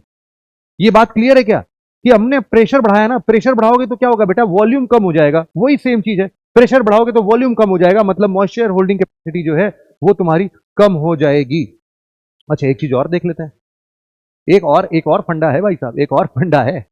फंडा क्या है? मैंने बोला कि एक काम बताओ, एक काम बताओ कि इसमें जितना भी था, इसमें जितना भी पानी, वाटर वेपर की होल्डिंग कैपेसिटी थी, हम क्या करें कि अगर बेटा इसमें हम क्या करें, इसमें हम ना पानी का स्प्रे कर दें। स्प्रे कर दिया हमने पानी, और मतलब कि हमने क्या किया? ह्यूमिडिटी ऐड कर दिया, ह्यूमिडिटी का कंटेंट ऐड कर दिया। अगर ह्यूमिडिटी कंटेंट ऐड कर दिया, इसका मतलब क्या है? इसका मतलब बहुत साफ है सर कि अब इसकी औकात मैक्सिमम मॉइस्चर होल्डिंग कैपेसिटी की फर्दर कम हो जाएगी। हाँ हाँ हाँ। तो मतलब कि अगर किसी इन्वायरमेंट में बारिश हो जाए, किसी इन्वायरमेंट में वाटर वेपर ज्यादा हो जाए, तो ज्यादा चांसेस हैं उसमें बादल बनने के। बात सही है कि नहीं? बिल्कुल सही है सर। तो इसका मतलब क्या है सर कि अगर हमने कहीं से भी इस एयर पार्सल में ह्यूमिडिटी को और ऐड कर दिया, और ऐड कर दिया, इसमें पानी स्प्रे कर दिया हमने, तो इस सिचुएशन में भी क्या होगा? इसका मैक्सिमम मॉइस्चर होल्डिंग कैपेसिटी कम ही होगा, कम ही होगा भाई साहब। मतलब कि अगर कम हो जाएगा तो हम क्या बोलेंगे कि इसमें इसमें हमारे लिए जो कंडेंसेशन होने के चांसेस हैं वो बढ़ जाएंगे। कंडेंसेशन होने के चांसेस क्या होंगे भाई? बढ़ जाएंगे। Condensation happens very fast. अगर हमने ह्यूमिडिटी बढ़ा दिया, अगर हमने ह्यूमिडिटी बढ़ा दिया, तो इसका मतलब हम लोग क्या बोल रहे हैं? इसका मतलब हम लोग समझ रहे हैं कि condensation condensation will happen faster। मतलब कि अगर तुमको बारिश कराना है तो तुम एरोप्लेन पर जाओ और वहां पर 10 लोग को, अपने पैसेंजर्स को बोल दो बेटा कि हवाई जहाज के बाहर हाथ निकालें और अपने अपने बॉटल से पानी का स्प्रे कर दें। पूरे पैसेंजर पानी का स्प्रे कर देंगे, नीचे क्या होगी? बारिश हो जाएगी। क्यों? क्योंकि हमने बादलों के पास में पानी, ह्यूमिडिटी ऐड कर दिया, हमने मॉइस्चर कंटेंट ऐड कर दिया। भाई साहब बारिश हो जाएगी फिर तुरंत ही, मतलब बादल वहां पर तुरंत ही बनने लगेंगे। यहां पर अब तुमको शायद ये बात समझ में आ जाएगी। अब यहां पर हम लोग इतनी बातें किसकी कर रहे हैं बेटा? ये सब किसकी बात है? बारिश होने की बात नहीं हो रही है, सो सॉरी, बारिश की बात छोड़ देते हैं अभी। हम लोग किसकी बात बोल रहे हैं? सिर्फ कंडेंसेशन होने की बात कर रहे हैं, बादल के बनने की बात कर रहे हैं, दैट्स इट। अब अगर तुमसे कोई पूछता है कि अच्छा सर अगर ठीक है इतना सब कुछ आपने बता दिया, ये कंडेंसेशन जो होते हैं, क्या ये कई प्रकार के होते हैं क्या? हमने बोला यस, कंडेंसेशन के अगर तुम हमसे टाइप्स पूछोगे तो मैं तुमको कंडेंसेशन के अलग अलग टाइप्स बताऊंगा। अगर हम बोल रहे हैं कि तीन चीजें हैं, देखो, एक है तुम्हारे पास में ड्यू, एक है तुम्हारे पास में फॉग, और एक है तुम्हारे पास में मिस्ट। ड्यू, फॉग और मिस्ट, ये तब होगा जब तुम्हारा ड्यू पॉइंट 0 डिग्री सेल्सियस के ऊपर होगा। हम बोल रहे हैं ड्यू पॉइंट क्या था बेटा? टेम्परेचर ही तो था। ये तीनों बनते हैं तब जब due point is above 0 degree Celsius, या फिर इसी को हम लोग क्या बोलते हैं बेटा, बचपन से पढ़ते आ रहे हैं, फ्रीजिंग पॉइंट बोलते हैं इसी को, है कि नहीं? 100 डिग्री सेल्सियस को बॉइलिंग पॉइंट बोलते हैं और 0 डिग्री सेल्सियस को फ्रीजिंग पॉइंट बोलते हैं विद रिस्पेक्ट टू वाटर। हमने बोला, और दूसरा क्या बोला? हमने बोला कंडेंसेशन का एक और टाइप है हमारे पास। कंडेंसेशन का एक और टाइप क्या है भाई हमारे पास में? फ्रॉस्ट। कंडेंसेशन का एक और टाइप हमारे पास में क्या है? फ्रॉस्ट। और फ्रॉस्ट के लिए हम लोग क्या बोल रहे हैं? फ्रॉस्ट के लिए हम लोग क्या बोल रहे हैं? बड़ा ही सिंपल सा बात कर रहे हैं हम लोग।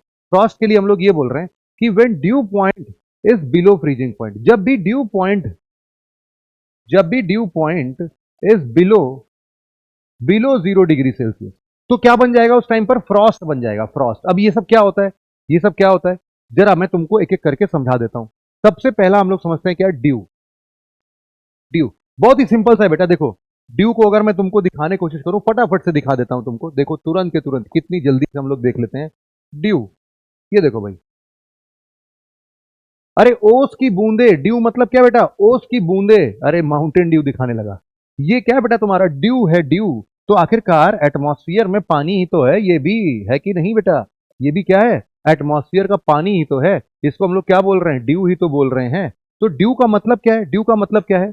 जब जब भी हम बोल रहे हैं कि मॉइस्चर, व्हेन व्हेन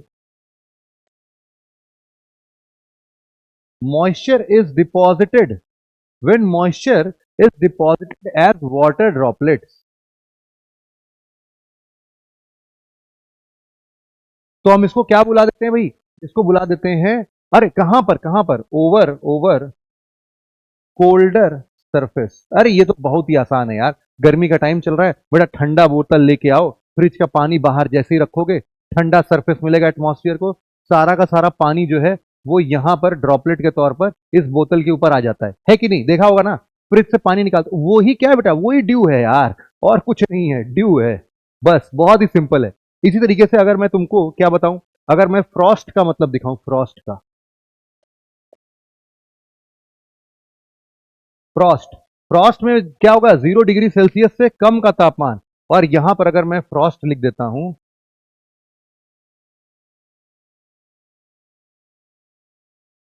ये देखो भाई, ये देखो भाई, पत्तियों पर अब सीधे सीधे क्या जम रहा है? पत्तियों पर अब सीधे सीधे पानी नहीं, सीधे सीधे बर्फ जम रहा है। तो बात वही है कि अगर इस सिचुएशन में हम बोल रहे हैं कि moisture is deposited on water और कोल्ड सरफेस, लेकिन फ्रॉस्ट में क्या बोल रहे हैं? यहां पर हम बोल रहे हैं कि when when condensation happens below freezing point, मतलब बहुत साफ है, मतलब बहुत साफ है कि इस पत्ती का जो तापमान होगा वो होगा लेस देन 0 डिग्री सेल्सियस। ये होगा लेस देन 0 डिग्री सेल्सियस। जाहिर सी बात है, इसीलिए वाटर वेपर जैसे ही इस पत्ती के टच में आया तुरंत बर्फ में बदल गया। इसको क्या बोलते हैं हम लोग? फ्रॉस्ट बोलते हैं भाई साहब। इसी को हम लोग फ्रॉस्ट बोलते हैं। अब जरा मैं तुमको एक ही बार में समझा देना चाहता हूं, फॉग एंड मिस्ट भी,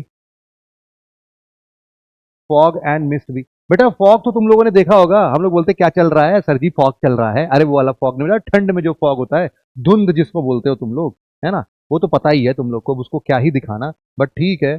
फॉग फॉग फॉग, बेटा फॉग जो होता है, इट इज नथिंग बट तुम जब बादलों में ऊपर जाओगे तुमको एकदम ऐसे ही फील होगा जैसे तुम फॉग में रहते हो ना। जैसे ये वाला देखो, ये सब क्या है बेटा? ये सब फॉग ही तो है। ये सब क्या है? फॉग है। अरे टॉर्च नहीं चाहिए, हमें चाहिए ये ये हमारे लिए क्या है भाई? ये फॉग है हमारे लिए, और क्या? ये क्या है भाई? हमारा फॉग है। हम लोग जानते हैं, बचपन से देख रहे हैं इस चीज को, तो बचपन से देख रहे हैं कि ये फॉग है भाई साहब। फॉग को अगर डिफाइन करना हो तो हम क्या बोलेंगे? फॉग क्या होता है? जब स्मॉल वाटर ड्रॉपलेट सस्पेंड हो जाए एटमॉस्फेयर में, हम बोल रहे हैं small water droplet, water droplet get suspended in the atmosphere. अब यही ऊपर होता, अगर तो ऊपर होता तो बादल बन जाते, हमें नीचे से बादल दिखता है, बादल बन गया, और हमारे आस ही पास है, मतलब कि हम बादलों के बीच चल रहे हैं, तो ये हमारे लिए क्या हो गया, फॉग हो गया। मतलब सरफेस पर बनता है तो फॉग, ऊपर आसमान में बनता है तो यही क्लाउड हो जाता है। इनमें और कोई अंतर नहीं है बेटा, कोई अंतर नहीं है। हम बोलते हैं कि यहां पर भी वही हो रहा है। क्या होता है, थ्रू हाइग्रोस्कोपिक न्यूक्लियाई, यहां पर भी यही चाहिए इनको, यहां पर भी यही चाहिए, hygroscopic nuclei at colder temperature. अगर ऊपर जाएंगे तब तो ठंडा टेम्परेचर बनेगा, लेकिन ठंड में क्या होता है, नीचे ही ठंडा टेम्परेचर मिल जाता है इनको, इसलिए यहीं पर ये फॉग बन जाते हैं, यहीं पर ये क्लाउड का नेचर बन जाता है। यहां पर अगर तुमसे कोई पूछता है बेटा कि मिस्ट क्या है, फिर मिस्ट क्या है, मिस्ट ये क्या है भाई, फॉग है ये। मिस्ट बस इतना समझ लो, they have more moisture content. हाँ, इनके पास का मॉइस्चर कंटेंट जो होता है वो और भी ज्यादा होता है, बस बस इतना ही अंतर है। और ये बेसिकली पहाड़ों पर पाए जाते हैं, है ना, माउंटेन्स एरियाज में पाए जाते हैं। अगर मैं तुमको यहीं पर मिस्ट दिखा दूं, मिस्ट, ये देखो भाई, मिस्ट तुमको कैसा दिख रहा है, एकदम ठंडे पहाड़ों के बीच में बेटा, ये देखो एकदम घने, एकदम घने दिखेंगे। ये देखो भाई, ये क्या है तुम्हारे लिए, ये बिल्कुल मिस्ट है भाई साहब, मिस्ट है। इसी को क्या बोल रहे हैं हम लोग, लिखते हैं यहां पर कि they are mostly found in mountain region. इसमें क्या दिख रहा है, मॉइस्चर कंटेंट जो है बस वो ज्यादा है, बस सिंपल। इसीलिए तो तुम देखते हो कि पहाड़ों पर चलते हो तुम, ऐसे ही जब इनसे गुजरते हो तो तुम्हारे भी आंखों पर क्या होता है बेटा, पानी जम जाता है, ओस की बूंदें जम जाती है, क्योंकि तुम्हारा सरफेस, स्किन सरफेस भी बहुत ठंडा हो जाता है। अब इसके बाद हम लोग का एक कॉन्सेप्ट आता है जिसको हम लोग बोलते हैं बेटा प्रेसिपिटेशन। इसको भी जरा समझते हैं। प्रेसिपिटेशन को जब भी हम लोग देख रहे हैं थोड़ा सा, जरा हम लोग समझते हैं कि आखिरकार ये क्या प्रेसिपिटेशन का मतलब, मैंने क्या बताया था बेटा, तुम लोग को सबको पता होगा कि सर प्रेसिपिटेशन का मतलब आपने साफ तौर पर बताया था कि जब भी हमारे ऐसे ऐसे बादल बन जाते हैं तो इन बादल का फॉर्मेशन कहलाता है क्या, कंडेंसेशन। और कंडेंसेशन के बाद आपने ये बताया था, कंडेंसेशन में होता यूं है सर कि आपने बताया था कि एक होता है हाइग्रोस्कोपिक न्यूक्लियाई, और इस हाइग्रोस्कोपिक न्यूक्लियाई के चारों तरफ क्या होते हैं, वाटर ड्रॉपलेट्स चिपकने लगते हैं। तो एक टाइम आता है जब ये ड्रॉपलेट्स काफी बड़े हो जाते हैं, इतने बड़े हो जाते हैं सर कि इनका जो नीचे लग रहा ग्रेविटेशनल फोर्स है वो ज्यादा हो जाता है, corresponding to the upward air pressure, upward air thrust बोल सकते हो आप लोग, अपवर्ड एयर थ्रस्ट। तो उस केस में हम लोग क्या बोल रहे हैं, when G is more than this, है ना, तो हम बोल रहे हैं जब ग्रेविटेशन ज्यादा होगा तो भाई ये पानी नीचे गिरेगा ना, और यही नीचे गिरते हुए पानी को ही, नीचे गिरते हुए पानी को ही हम लोग क्या बोलते हैं भाई, हम लोग बोलते हैं दिस इज प्रेसिपिटेशन। सिंपल है भाई, बिल्कुल सिंपल है। तो प्रेसिपिटेशन का मतलब तुम लोग को समझ में आ गया। हम लोग बोल रहे हैं प्रेसिपिटेशन क्या है भाई, यहां लिख सकते हो कि it is a process in which, हम लोग बहुत सिंपल भाषा में लिखते हैं, process in which, process in which large moisture particles, large moisture particles falls on earth, यही तो है, फॉल्स ऑन अर्थ, हमारे तक पहुंच जाता है भाई, ऊपर बादलों का पानी नीचे पहुंच जा रहा है, किसके वजह से, हमने बोला due to force of gravity. क्यों भाई, किसके वजह से, अरे ग्रेविटेशनल फोर्स की वजह से सर, और क्या आपने बताया, due to force of gravity. किसके फॉर्म में, हम बोल रहे हैं कि भाई in the form of, in the form of. अब देखो प्रेसिपिटेशन क्यों कहलाता है, प्रेसिपिटेशन क्योंकि एक वाइडर टर्म है।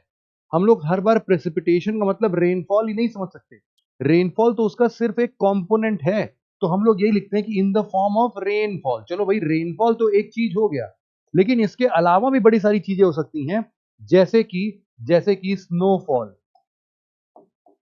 जैसे कि हेल स्टॉर्म, जैसे कि स्लीट,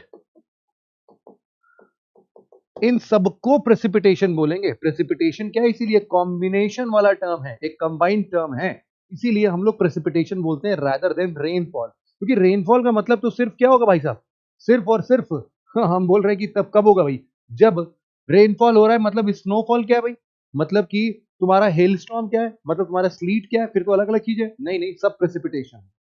तो यहां पर एक बात को हमेशा समझना कि जो तुम्हारे लिए रेनफॉल है, रेनफॉल का मतलब ये है, ये तभी होगा जब टेम्परेचर 0 डिग्री सेल्सियस से ज्यादा हो। लेकिन जब भी टेम्परेचर 0 डिग्री सेल्सियस से कम होता है तो ये 3 कंडीशंस बनते हैं। अब इन्हीं को एक बार जरा हम लोग समझ लेते हैं। देखो रेनफॉल की जब भी बात करोगे तो रेनफॉल बेसिकली हम लोग को पता ही है यार, रेनफॉल के बारे में तो वही यही इसी को क्या बोल रहे हैं भाई हम लोग, यही है हमारा रेनफॉल। चलो ये तो यही समझ लिया था हमने।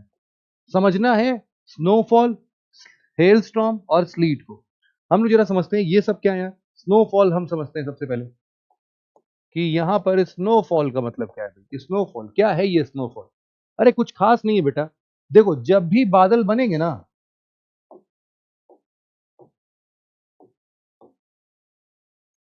जब भी बादल बनेंगे, सफेद रंग से बनाना चाहिए था, हाँ ये लो भाई। जब भी बादल बनेंगे हमारे, तो हम बोल रहे हैं इनका टेम्परेचर क्या है। अगर इस बादल के आसपास का टेम्परेचर जो है, अगर वो 0 से कम हो जाए, 0 डिग्री सेल्सियस से कम हो जाए भाई, 0 डिग्री सेल्सियस से अगर कम हो गया तब फिर क्या होगा, तब यहां से गिरने वाला भाई साहब जो बूंदें होंगी वो किस में बदल जाएंगी, बारिश जो है वो किस में बदल जाएंगी भाई, हेल स्टॉर्म में बदल जाएंगी। किस में बदल जाएंगी भाई, hello storm. Hello storm, sorry, ये किस में बदल जाएंगी भाई, ये बदल जाएंगी बेटा स्नोफॉल में, स्नोफॉल में बदल जाएंगी। अब हेल स्टॉर्म कैसे बनता है, हेल स्टॉर्म जरा समझते हैं। सबसे पहले ये देखना कि ये जो स्नोफॉल है ये क्या बेटा, स्नोफॉल है। लेकिन कई बार ऐसा होता है कि जब बादल हमारे बहुत बड़े होते हैं, जब बादल हमारे,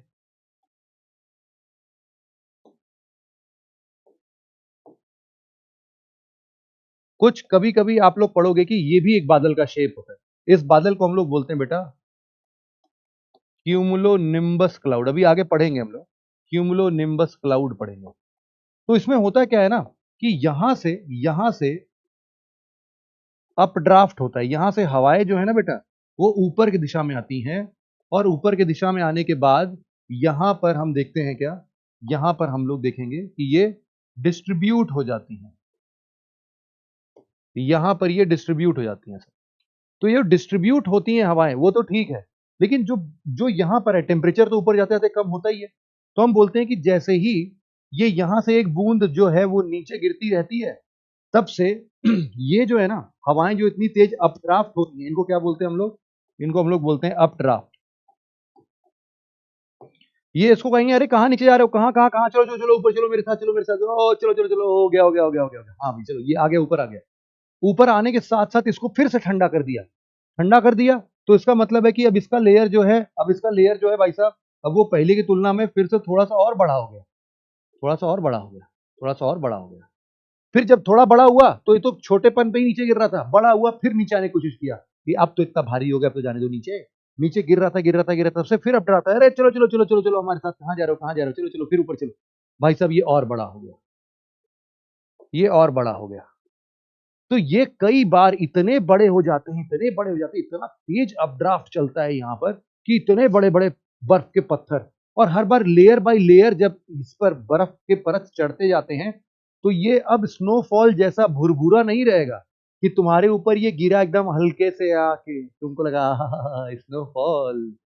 बेटा जब ये खोपड़िया गिरेगा तो खोपड़िया फट जाता है ये क्या है, हेल स्टॉर्म है। ये कठोर होता है, ठोस होता है, पत्थर के जैसा होता है, लेयर बाय लेयर बर्फ जम जम के कठोर हो गया है, पत्थर के जैसा हो गया है। तो यहां पर इसको हम लोग क्या बोलते हैं, इसी को बोलते हैं हेल स्टॉर्म। ये एक टाइम आता है बेटा जब ये इतना बड़ा हो जाता है, इतना बड़ा हो जाता है कि पूरा तो नीचे ही गिरेंगे। नीचे गिरता है, थोड़े फ्रिक्शन विक्शन की वजह से थोड़ा छोटा हो जाता है, लेकिन नीचे आते आते तक कई बार हमने देखा है कि ये इतने बड़े 1 सेंटीमीटर 2 सेंटीमीटर और भी बड़े बड़े हेल स्टॉर्म्स में दिखते हैं, और ये बिल्कुल पत्थर के जैसे होते हैं। तुमने देखा होगा पत्थर वाला, है ना। और दूसरा और आखिरी में हम लोग क्या बोल रहे थे, एक और तो था ना हमारे पास में, क्या था, स्लीट। स्लीट स्लीट क्या होता है, देखो इसमें इसमें ऐसा कुछ सीन होता है कि हमारा बादल जो है, हमारा बादल में तो यहां से तो बढ़िया बारिश हो रही थी, यहां से तो बढ़िया बारिश हो रही थी, लेकिन ये अर्थ के सरफेस पर पहुंचता उससे पहले ही इसको मिल गया एक ठंडी हवाओं का झोंका। यहाँ का जो एटमॉस्फेयर था, यहाँ का जो एटमॉस्फेयर था वो बहुत ही ठंडा था, यहाँ का temperature less than 0 degree Celsius था। अब जब भी ऐसा हुआ, जैसे ही ऐसा हुआ, यहां के बाद भाई साहब ये किस में बदल गए,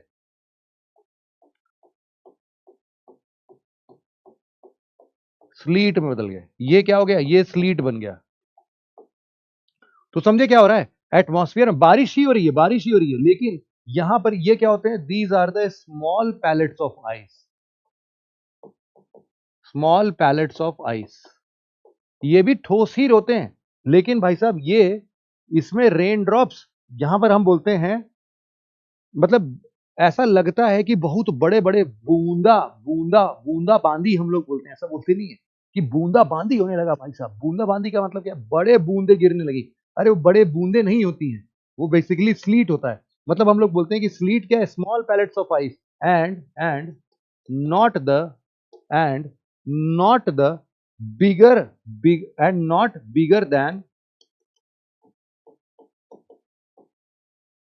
देन रेन ड्रॉप्स। इससे ज्यादा बड़े नहीं होते हैं, ठीक है भाई, इससे ज्यादा बड़े नहीं होते हैं, not bigger then the rain drops. तो छोटे छोटे से होते हैं। एक तो भैया हेल स्टॉर्म में पत्थर जैसा गिरता है, वो नहीं, ये छोटे छोटे, बहुत छोटे छोटे, तुरंत ही नीचे जमीन पर आते ही ये लोग पिघल भी जाते हैं तुरंत ही तुरंत।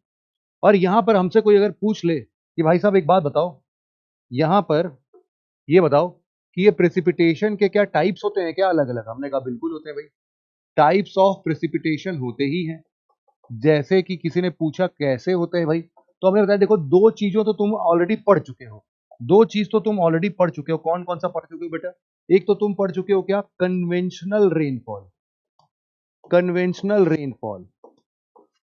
आप पूछोगे सर इसमें क्या होता है, जरा बता भी दो आप। अरे वही वाला बेटा, जो जमीन होता है ऐसे, और यहाँ पर हमारे जो अपने सूरज चाचू जो हैं, वो अपना दिव्य दृष्टि से यहाँ पर क्या करते हैं, शॉर्ट वेव रेडिएशन, उसके बाद में ये गर्म, और ये गर्म हुआ तो भाई साहब एटमॉस्फेयर में गर्म, वाटर वेपर जो हुआ वो भी धीरे धीरे क्या हुआ, ऊपर उठने लगा, ऊपर उठते उठते उठते उठते क्या हुआ, वो ही ठंडा हो गया। ठंडा हो गया तो बेटा जैसे ही ड्यू पॉइंट अचीव हुआ, ड्यू पॉइंट के बाद कंडेंस हो गया, कंडेंस हो गया तो मतलब कि बादल बन गया, मतलब कि बादल बन गया। और जब बादल बनते बनते एक सिचुएशन ऐसा आया कि जब इसका साइज इतना बड़ा हो गया, तो भाई साहब यही जो है रेनफॉल के फॉर्म में गिर गया, है ना। तो यहां पर हम लोग यही बोल रहे थे कि भाई यहां से राइजिंग एयर पहले ऊपर उठेगी, कंडेंसेशन होगा और फिर बारिश, इसको क्या बोलते हैं, कन्वेंशनल रेनफॉल। और दूसरा कौन सा पढ़ लिया है सर, आपने बताया कि दूसरा भी पढ़ लिया है। यस बेटा, दूसरा भी पढ़ लिया है। ये देखो, तुमको दूसरा भी बताया था, इसको हम लोग बोलते हैं क्या, ओरोग्राफिक रेनफॉल, ओरोग्राफिक रेनफॉल। इसका मतलब है कि अब हवा अपने गर्म होने की वजह से नहीं उठ रही है, बल्कि हवा अब इसलिए उठ रही है क्योंकि पहाड़ आ गया है। हमने देखा था ना लीवर्ड साइड वाला, तो यही तो था कि अगर यहां पर पानी है और यहां से बड़ी तेजी से हवाएं जो हैं इस डायरेक्शन में चल रही हैं, तो they are bound to rise up, they are bound to rise up. और जब भी यहां पर राइज हो रही हैं, तो इसके चलते यहां पर भी टेम्परेचर घटेगा, बादल बनेगा, कंडेंसेशन होगा, और इधर साइड में क्या होगा भैया, बारिश होगा, बारिश होगा, बारिश होगा। और इधर साइड में हम लोगों ने क्या बोला था, this is levered side of, levered side of mountain, levered side. तो ये दो चीज तो हम पढ़ चुके थे यार, ये दो चीज तो हम पढ़ चुके थे। तो बोले सर दूसरा तो फिर और भी है क्या कुछ, हमने कहा अरे भैया तुम तो एकदम खतरनाक, समझ ही नहीं रहे हो। देखो एक और है, हमने बोला था वैसे तो देखो तीसरा वाला तुमको थोड़ा कम समझ में आएगा, but I will try my best, क्योंकि तुम लोगों ने फ्रंट्स पढ़ा है सिर्फ अभी भी, है ना। तो फ्रंट्स बेटा हम लोगों ने दो टाइप्स के पढ़े थे, कौन कौन से, हमने पढ़ा था एक कोल्ड फ्रंट, और नहीं नहीं, फ्रंट्स के टाइप्स तुमने नहीं पढ़े थे, तुमने पढ़ा था बेटा एयर मासेस, है ना। तो हम लोगों ने बोला इसको बोलते हैं हम लोग क्या, इसको बोलते हैं फ्रंटल रेनफॉल। अब देखना है तो बड़ा आसान ही, इसमें क्या होता है मैं बता देता हूं तुम्हें। हमने बोला था कि देखो दो प्रकार के एयर मासेस होते हैं, है ना। एक हम लोगों ने पढ़ा था क्या, वार्म एयर मास, और इधर के साइड में ही हमने क्या पढ़ा था, मान लेते हैं कि ये क्या है भाई, कोल्ड एयर मास है ना, ये क्या है, कोल्ड एयर मास। और मान लेते हैं कि दोनों जाके भाई साहब धीरे धीरे सही लेकिन टकरा जाते हैं, भिड़ जाते हैं। तो हमने ये भी बोला था कि सर जहां पर दोनों भिड़ के टकराएंगे ये क्या कहलाएगा, यही कहलाएगा फ्रंट। फ्रंट। मान लेते हैं कि इस बार जो वार्म वाला है, वार्म वाला थोड़ा तेजी से चल रहा था, बहुत तेजी से चल रहा था, तो नेक्स्ट स्टेज में हो क्या जाएगा, नेक्स्ट स्टेज में क्या हो जाएगा भाई, देखो ये जो हमारा कोल्ड फ्रंट है वो तो भाई साहब थोड़ा सा अंदर की तरफ धसेगा, और जो यहां पर वार्म फ्रंट, अरे जो यहां पर वार्म एयर मास था वो खटाखट इसके ऊपर चढ़ने लगेगा, इसके ऊपर चढ़ने लगेगा। तो जैसे ये ऊपर चढ़ रहा है बेटा, तो सेम टू सेम देख रहे हो, ओरोग्राफिक वाला स्थिति नहीं बन रहा है, ये देखो भाई कि ये तेजी से ऊपर के दिशा में चढ़ रहा है। जैसे ही तेजी से ऊपर की दिशा में चढ़ेगा तो जायज सी बात है भाई साहब, यहां पर बादल तो बनेगा ही बनेगा, यहां पर बादल बनेगा और यहीं पर बारिश होगी। इसी को क्या बोलते हैं बेटा, फ्रंटल रेनफॉल बोलते हैं। और एक और रेनफॉल है, एक और रेनफॉल है, उसको क्या बोलते हैं भाई हम लोग, उसको बोलते हैं हम लोग बेटा साइक्लोनिक रेनफॉल। साइक्लोनिक रेनफॉल, वो ऐसे रेनफॉल्स होते हैं जो साइक्लोन्स के समय पर आते हैं, साइक्लोन्स के समय पर आते हैं बेटा। साइक्लोन्स के समय पर हमने देखा कि भाई साइक्लोन्स के टाइम पर बेटा बहुत ही बड़े बड़े बादल, जैसे अभी हम लोग देख भी रहे थे, है ना। इसको क्या बोल रहे हैं हम लोग, क्यूमुलो निम्बस क्लाउड बोल रहे हैं भाई, क्यूमुलो निम्बस क्लाउड। तो यहां नीचे बेटा क्या आ गया है, यहां पर आ गया बेटा चक्रवात, यहां पर आ गया है क्या, यहां पर आ गया बेटा साइक्लोन। और इस साइक्लोन के चलते ये पूरा बादल बना है, और इस साइक्लोन के चलते बेटा जो तुम्हारे बारिश हो रहे होंगे इधर साइड में और इधर साइड में, इन्हीं को हम लोग क्या बोल देंगे, साइक्लोनिक रेनफॉल। साइक्लोनिक रेनफॉल हम जब अपने एडवांस क्लासेस में पढ़ेंगे तो हम लोग इस साइक्लोनिक रेनफॉल के पूरे प्रोसेस को पढ़ते हैं कि ये बनता कैसा है, एकदम साइक्लोन पहली स्टेज पे कैसा रहेगा, दूसरे स्टेज पर कैसा रहेगा, फिर कैसे बनेगा, उसके बीच बीच में बारिश क्यों नहीं हो रही है, उसके चारों तरफ बारिश क्यों हो रही है, ये सारी चीजें हम लोग अपने एडवांस क्लासेस में बेटा पढ़ेंगे, बड़े डिटेल में पढ़ेंगे, डोंट वरी।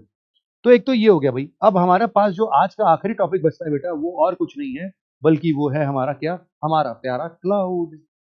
हम लोग क्या पढ़ रहे हैं यहाँ पर, क्लाउड्स। ये लो भैया बादल, बादल पढ़ रहे हैं भाई, बादल। देखो आसमान अलग है, बादल अलग है ना, है ना। तो यहाँ पर हम लोग क्लाउड्स के लिए एक सिंपल सा डायग्राम यहाँ से ले लेते हैं हम लोग जरा, कहाँ गया भाई,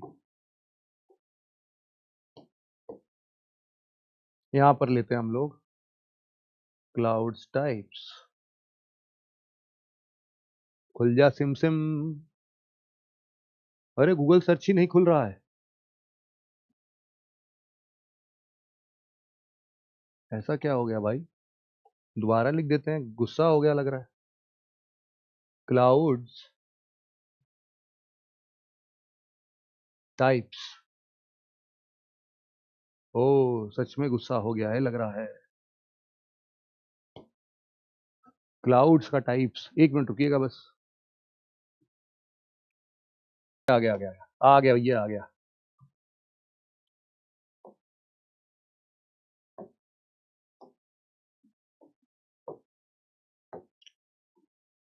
ये देखो भैया, ये देखो भैया, ये देखो भैया, ये बेटा हमारे लिए क्या है, क्लाउड के टाइप्स है ना। कहाँ गया भैया अपना क्लाउड, कहाँ गया, हाँ ये रहा, ये है हमारे लिए क्लाउड्स के टाइप्स। ठीक है भाई, देखते हैं जरा क्या है इसका, इसका खेल माजरा क्या है। सबसे पहले तो बेटा देखना कि हमने क्लाउड्स को तीन अलग अलग लेवल्स में डिवाइड कर दिया, कौन कौन सा है बेटा, देखना जरा। एक है बेटा अपना लो, एक है अपना मिडिल, और तीसरा अपना high. Low middle high, low middle high. अब देखो जो मिडिल वाला क्लाउड है ना, उसको हम लोग एक नाम दे देते हैं, मिडिल का नाम दे देते हैं, उसको बोलते हैं बेटा क्या, एल्टो। क्या बोलते हैं बेटा, एल्टो। याद करने के लिए देखो, एल्टो कार जो आती है बेटा वो मिडिल क्लास फैमिली के लिए आती है ना। ऐसे ही समझ लो जो एल्टो नाम है वो मिडिल लेयर को बोलते हैं। अब इसी तरीके से हाई क्लाउड्स को बेटा हम लोग क्या बोलते हैं, सिरो बोलते हैं, सिरो, सिरो, सिरो, सिरो, सिरो, है ना, इसको क्या बोलते हैं, सिरो बोलते हैं। तो कुछ कुछ चीजें तुम्हें समझ में आनी चाहिए कि देखो एल्टो मतलब मिडिल रेंज क्लाउड, सीरो मतलब एकदम ऊपर वाले क्लाउड, एकदम ऊपर वाले क्लाउड। अब यहां पर कई कई बार थोड़े बादलों के गुच्छे गुच्छे बने होते हैं, देखा तुमने गुच्छे गुच्छे वाले बादल। तो जब भी बेटा ऐसे गुच्छे बनते हैं या फिर ऐसे बड़े गुच्छे बन गए, छोटे गुच्छे बन गए, तो इनको हम लोग क्या बोलते हैं बेटा? गुच्छों को क्या बोलते हैं? ये एक्यूमुलेट हो जा रहे हैं, तो इसीलिए हम लोग इनको बुलाते हैं क्यूमुलस। क्या बुलाते हैं भाई? क्यूमुलस। याद रहेगा, क्यूमुलस बुलाते हैं, क्यूमुलस। और यहां पर हम लोग एक चीज देखते हैं, कई बार कई सारे बादल जो होते हैं वो अलग अलग लेयर्स में डिवाइड होते हैं, अलग अलग लेयर्स में डिवाइड होते हैं। मतलब कि लेयर डिवाइड होते हैं, इसका मतलब कि स्ट्रैटिफाइड होते हैं। स्ट्रैटिफाइड होते हैं मतलब कि हम उनको क्या बुलाते हैं बेटा? स्ट्रैटस बुलाते हैं। स्ट्रैटस मतलब कि they are at various levels, various levels. अब जरा इसी के आधार पर तुम हर एक चीज को देखना। अगर लेयर लेयर है लेकिन गुच्छे में लेयर लेयर है तो बेटा क्या कहलाएगा? स्ट्रेटोक्यूमुलस कहलाएगा।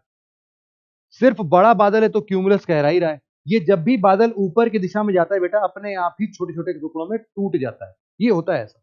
तो जब भी ये बादल ऊपर जाएगा तो ये छुटकू क्यूमुलस बन रहा है, लेकिन ये मिडिल हाइट पर पहुंच चुका है तो इसीलिए इसके नाम के आगे क्या लग गया है? एल्टो लग गया है, एल्टो क्यूमुलस। अब जरा यहां पर आओ, ये तो एल्टो तो लगाने थे, लेकिन ये चूंकि लेयर लेयर में है इसीलिए क्या बोल दिया इसको? एल्टो स्ट्रेटस बोल दिया। अब सोचो कि यही एल्टो क्यूमुलस और ऊपर गए बेटा, और छोटे छोटे बादल बन गए। इनको क्या बोला हमने? सीरो हाइट तक पहुंच गए हैं, लेकिन है तो क्यूमुलेटेड वाले ही, है ना, गुच्छे गुच्छे ही तो हैं, इसीलिए क्या बोला इनको? सीरो क्यूमुलस बोल दिया।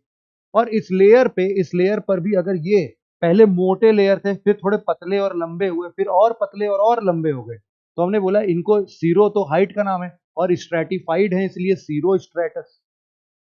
अब कुछ क्लाउड जो होते हैं वो एकदम रुई के फाहे जैसे स्ट्रेटोस्फियर में जो बनते हैं, उनको हमने क्या बोला था बेटा? सिरस क्लाउड बोला, तुम्हें याद होगा। एक तो हम लोगों ने पोलर स्ट्रेटोस्फेरिक क्लाउड पढ़ा था, और ये भी देखा था कि स्ट्रेटोस्फियर में होते हैं सिरस क्लाउड। में तुमको फोटो भी दिखाई थी, एकदम रुई के फाहे के जैसे होते हैं बिल्कुल, है ना। तो ये क्या है? अपना सिरस क्लाउड है। अब कई बार क्या होता है, कुछ कुछ बादल जो होते हैं बेटा वो काले बादल होते हैं। क्या बोलते हैं बेटा? डार्क क्लाउड्स होते हैं। जो भी डार्क क्लाउड्स होते हैं, जो भी डार्क क्लाउड्स होते हैं, उनको एक और नाम देते हैं हम लोग बेटा, उनको देते हैं निम्बस। उनको क्या बोलते हैं बेटा? निम्बस क्लाउड्स बोलते हैं। लेकिन तुम देखो यहां पर कि अगर यही निम्बस क्लाउड ऐसे लेयर बाय लेयर में दिख रहे हैं, तो हमने क्या बोल दिया इनको? निम्बो स्ट्रेटस बोल दिया। क्या बोल दिया भाई? निम्बो स्ट्रेटस। और अगर हम लोग के लिए एक क्यूमुलस क्लाउड जो था, क्यूमुलस क्लाउड तो सही है, लेकिन भाई साहब अगर ये बहुत ही बड़ा बन गया, यही साइक्लोनिक वाला क्लाउड यही है बेटा, देख रहे हो, नीचे से शुरू होता है, ऊपर जा रहा है। अगर बारिश के बारे में बात करें ना, तो या तो निम्बस जहां पर भी होगा बेटा बारिश करेगा, या तो निम्बो स्ट्रेटस बारिश करेगा, या तो क्यूमुलो निम्बस बारिश करेगा। अगर इतना बड़ा बादल का गुच्छा बन गया तो क्यूमुलो तो होगा ही, और बारिश कर रहा है तो निम्बस भी होगा। तो नाम बता दिया क्या? Cumulo nimbus. तो देख रहे हो तुम, सिर्फ यही बारिश कर रहा है और यही बारिश कर रहा है। ये दो बादल बारिश कर रहे हैं, क्यों? क्योंकि निम्बस क्लाउड जो होते हैं उसी का मतलब होता है रेन बियरिंग क्लाउड। क्या बोलते हैं बेटा इनको? या फिर रेन मेकर क्लाउड, या फिर रेन बियरिंग क्लाउड, दोनों बोल सकते हैं। रेन बियरिंग क्लाउड्स, है ना। तो ये सबसे पहले तो सबके नामकरण तुम्हारे लिए हो गए क्या? बिल्कुल हो गए ना। अब जैसे मान लो कि अगर तुम सिरस क्लाउड की बात कर रहे हो, तो मैं तुम्हें बता देता हूं कि जैसे ये जो हाइट है बेटा, ये लगभग लगभग तुम मान सकते हो ऑन एन एवरेज 8 किलोमीटर से लेकर ये टोटल ऐसे मान लो 12 किलोमीटर तक की हाइट पर तुम्हें मिलता है। एल्टीट्यूड बता रहे, ग्राउंड से बेटा 8 किलोमीटर के ऊपर की हाइट पर दिख रहा है तुम्हें। और फेदरी क्लाउड्स होते हैं। अच्छा, ये बारिश वारिश कभी नहीं कराएंगे, है ना, ये बारिश कभी नहीं कराएंगे। अब जैसे क्यूमुलस क्लाउड की जब भी तुम बात करोगे तो they will look like what? They will look like cotton balls. जैसे लगता है कि रुई के टुकड़े हों और उनके गुच्छे बना के किसी ने रख दिया। कॉटन बॉल्स, तुमने देखा होगा यार इसको, बादल तुम देख के ही पहचान जाते हो, है ना। लेकिन ये देखोगे कि तुम ये कहां पर बनते हैं बेटा? ये बनते हैं बेटा लगभग लगभग, ये हाइट की बात करोगे तो 4 से 7 किलोमीटर के आसपास, 4 से 7 किलोमीटर। अच्छा, एक चीज और बढ़िया बात बताता हूं, ये ना ओपेक क्लाउड्स होते हैं। ओपेक मतलब बेटा कि अगर रोशनी आएगी ना तो ढक जाएगा ये पूरा। ये क्या होते हैं? ओपेक होते हैं। मतलब कि अगर इनसे सन रेज आता है तो टकरा के या तो वापस चला जाता है, या तो इसी में स्टोर हो जाता है, नीचे नहीं जा पाता है। ओपेक है ना ये रोशनी को आर पार नहीं करता है, बहुत ही कम करता है, ना के बराबर, ऐसा ना के बराबर ओपेक है ये बिल्कुल। यहां पर अगला जो है हमारे पास में, इससे भी ज्यादा अगर ओपेकनेस की तुमको बात देखनी है ना, तो तुम आ जाओ निम्बस की।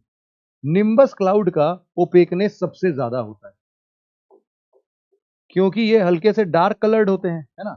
निम्बस क्लाउड जो डार्क क्लाउड्स होते हैं, डार्क कलर्ड होते हैं, तो इनके वजह से और ज्यादा इसमें एब्जॉर्प्शन देखने को मिलता है और कम लाइट्स यहाँ पर देखने को मिलती है। ठीक है भाई, तो आई थिंक ये अपना पूरा का पूरा फंडा जो है, ये जो है बिल्कुल अच्छे तरीके से हो गया है। और यहाँ पर हम बस एक चीज और समझते हैं कि ये जो क्यूमुलस क्लाउड होता है बेटा, बारिश तो करता ही है, इसको हम लोग बोलते हैं बेटा, एक शब्द है एनविल शेप।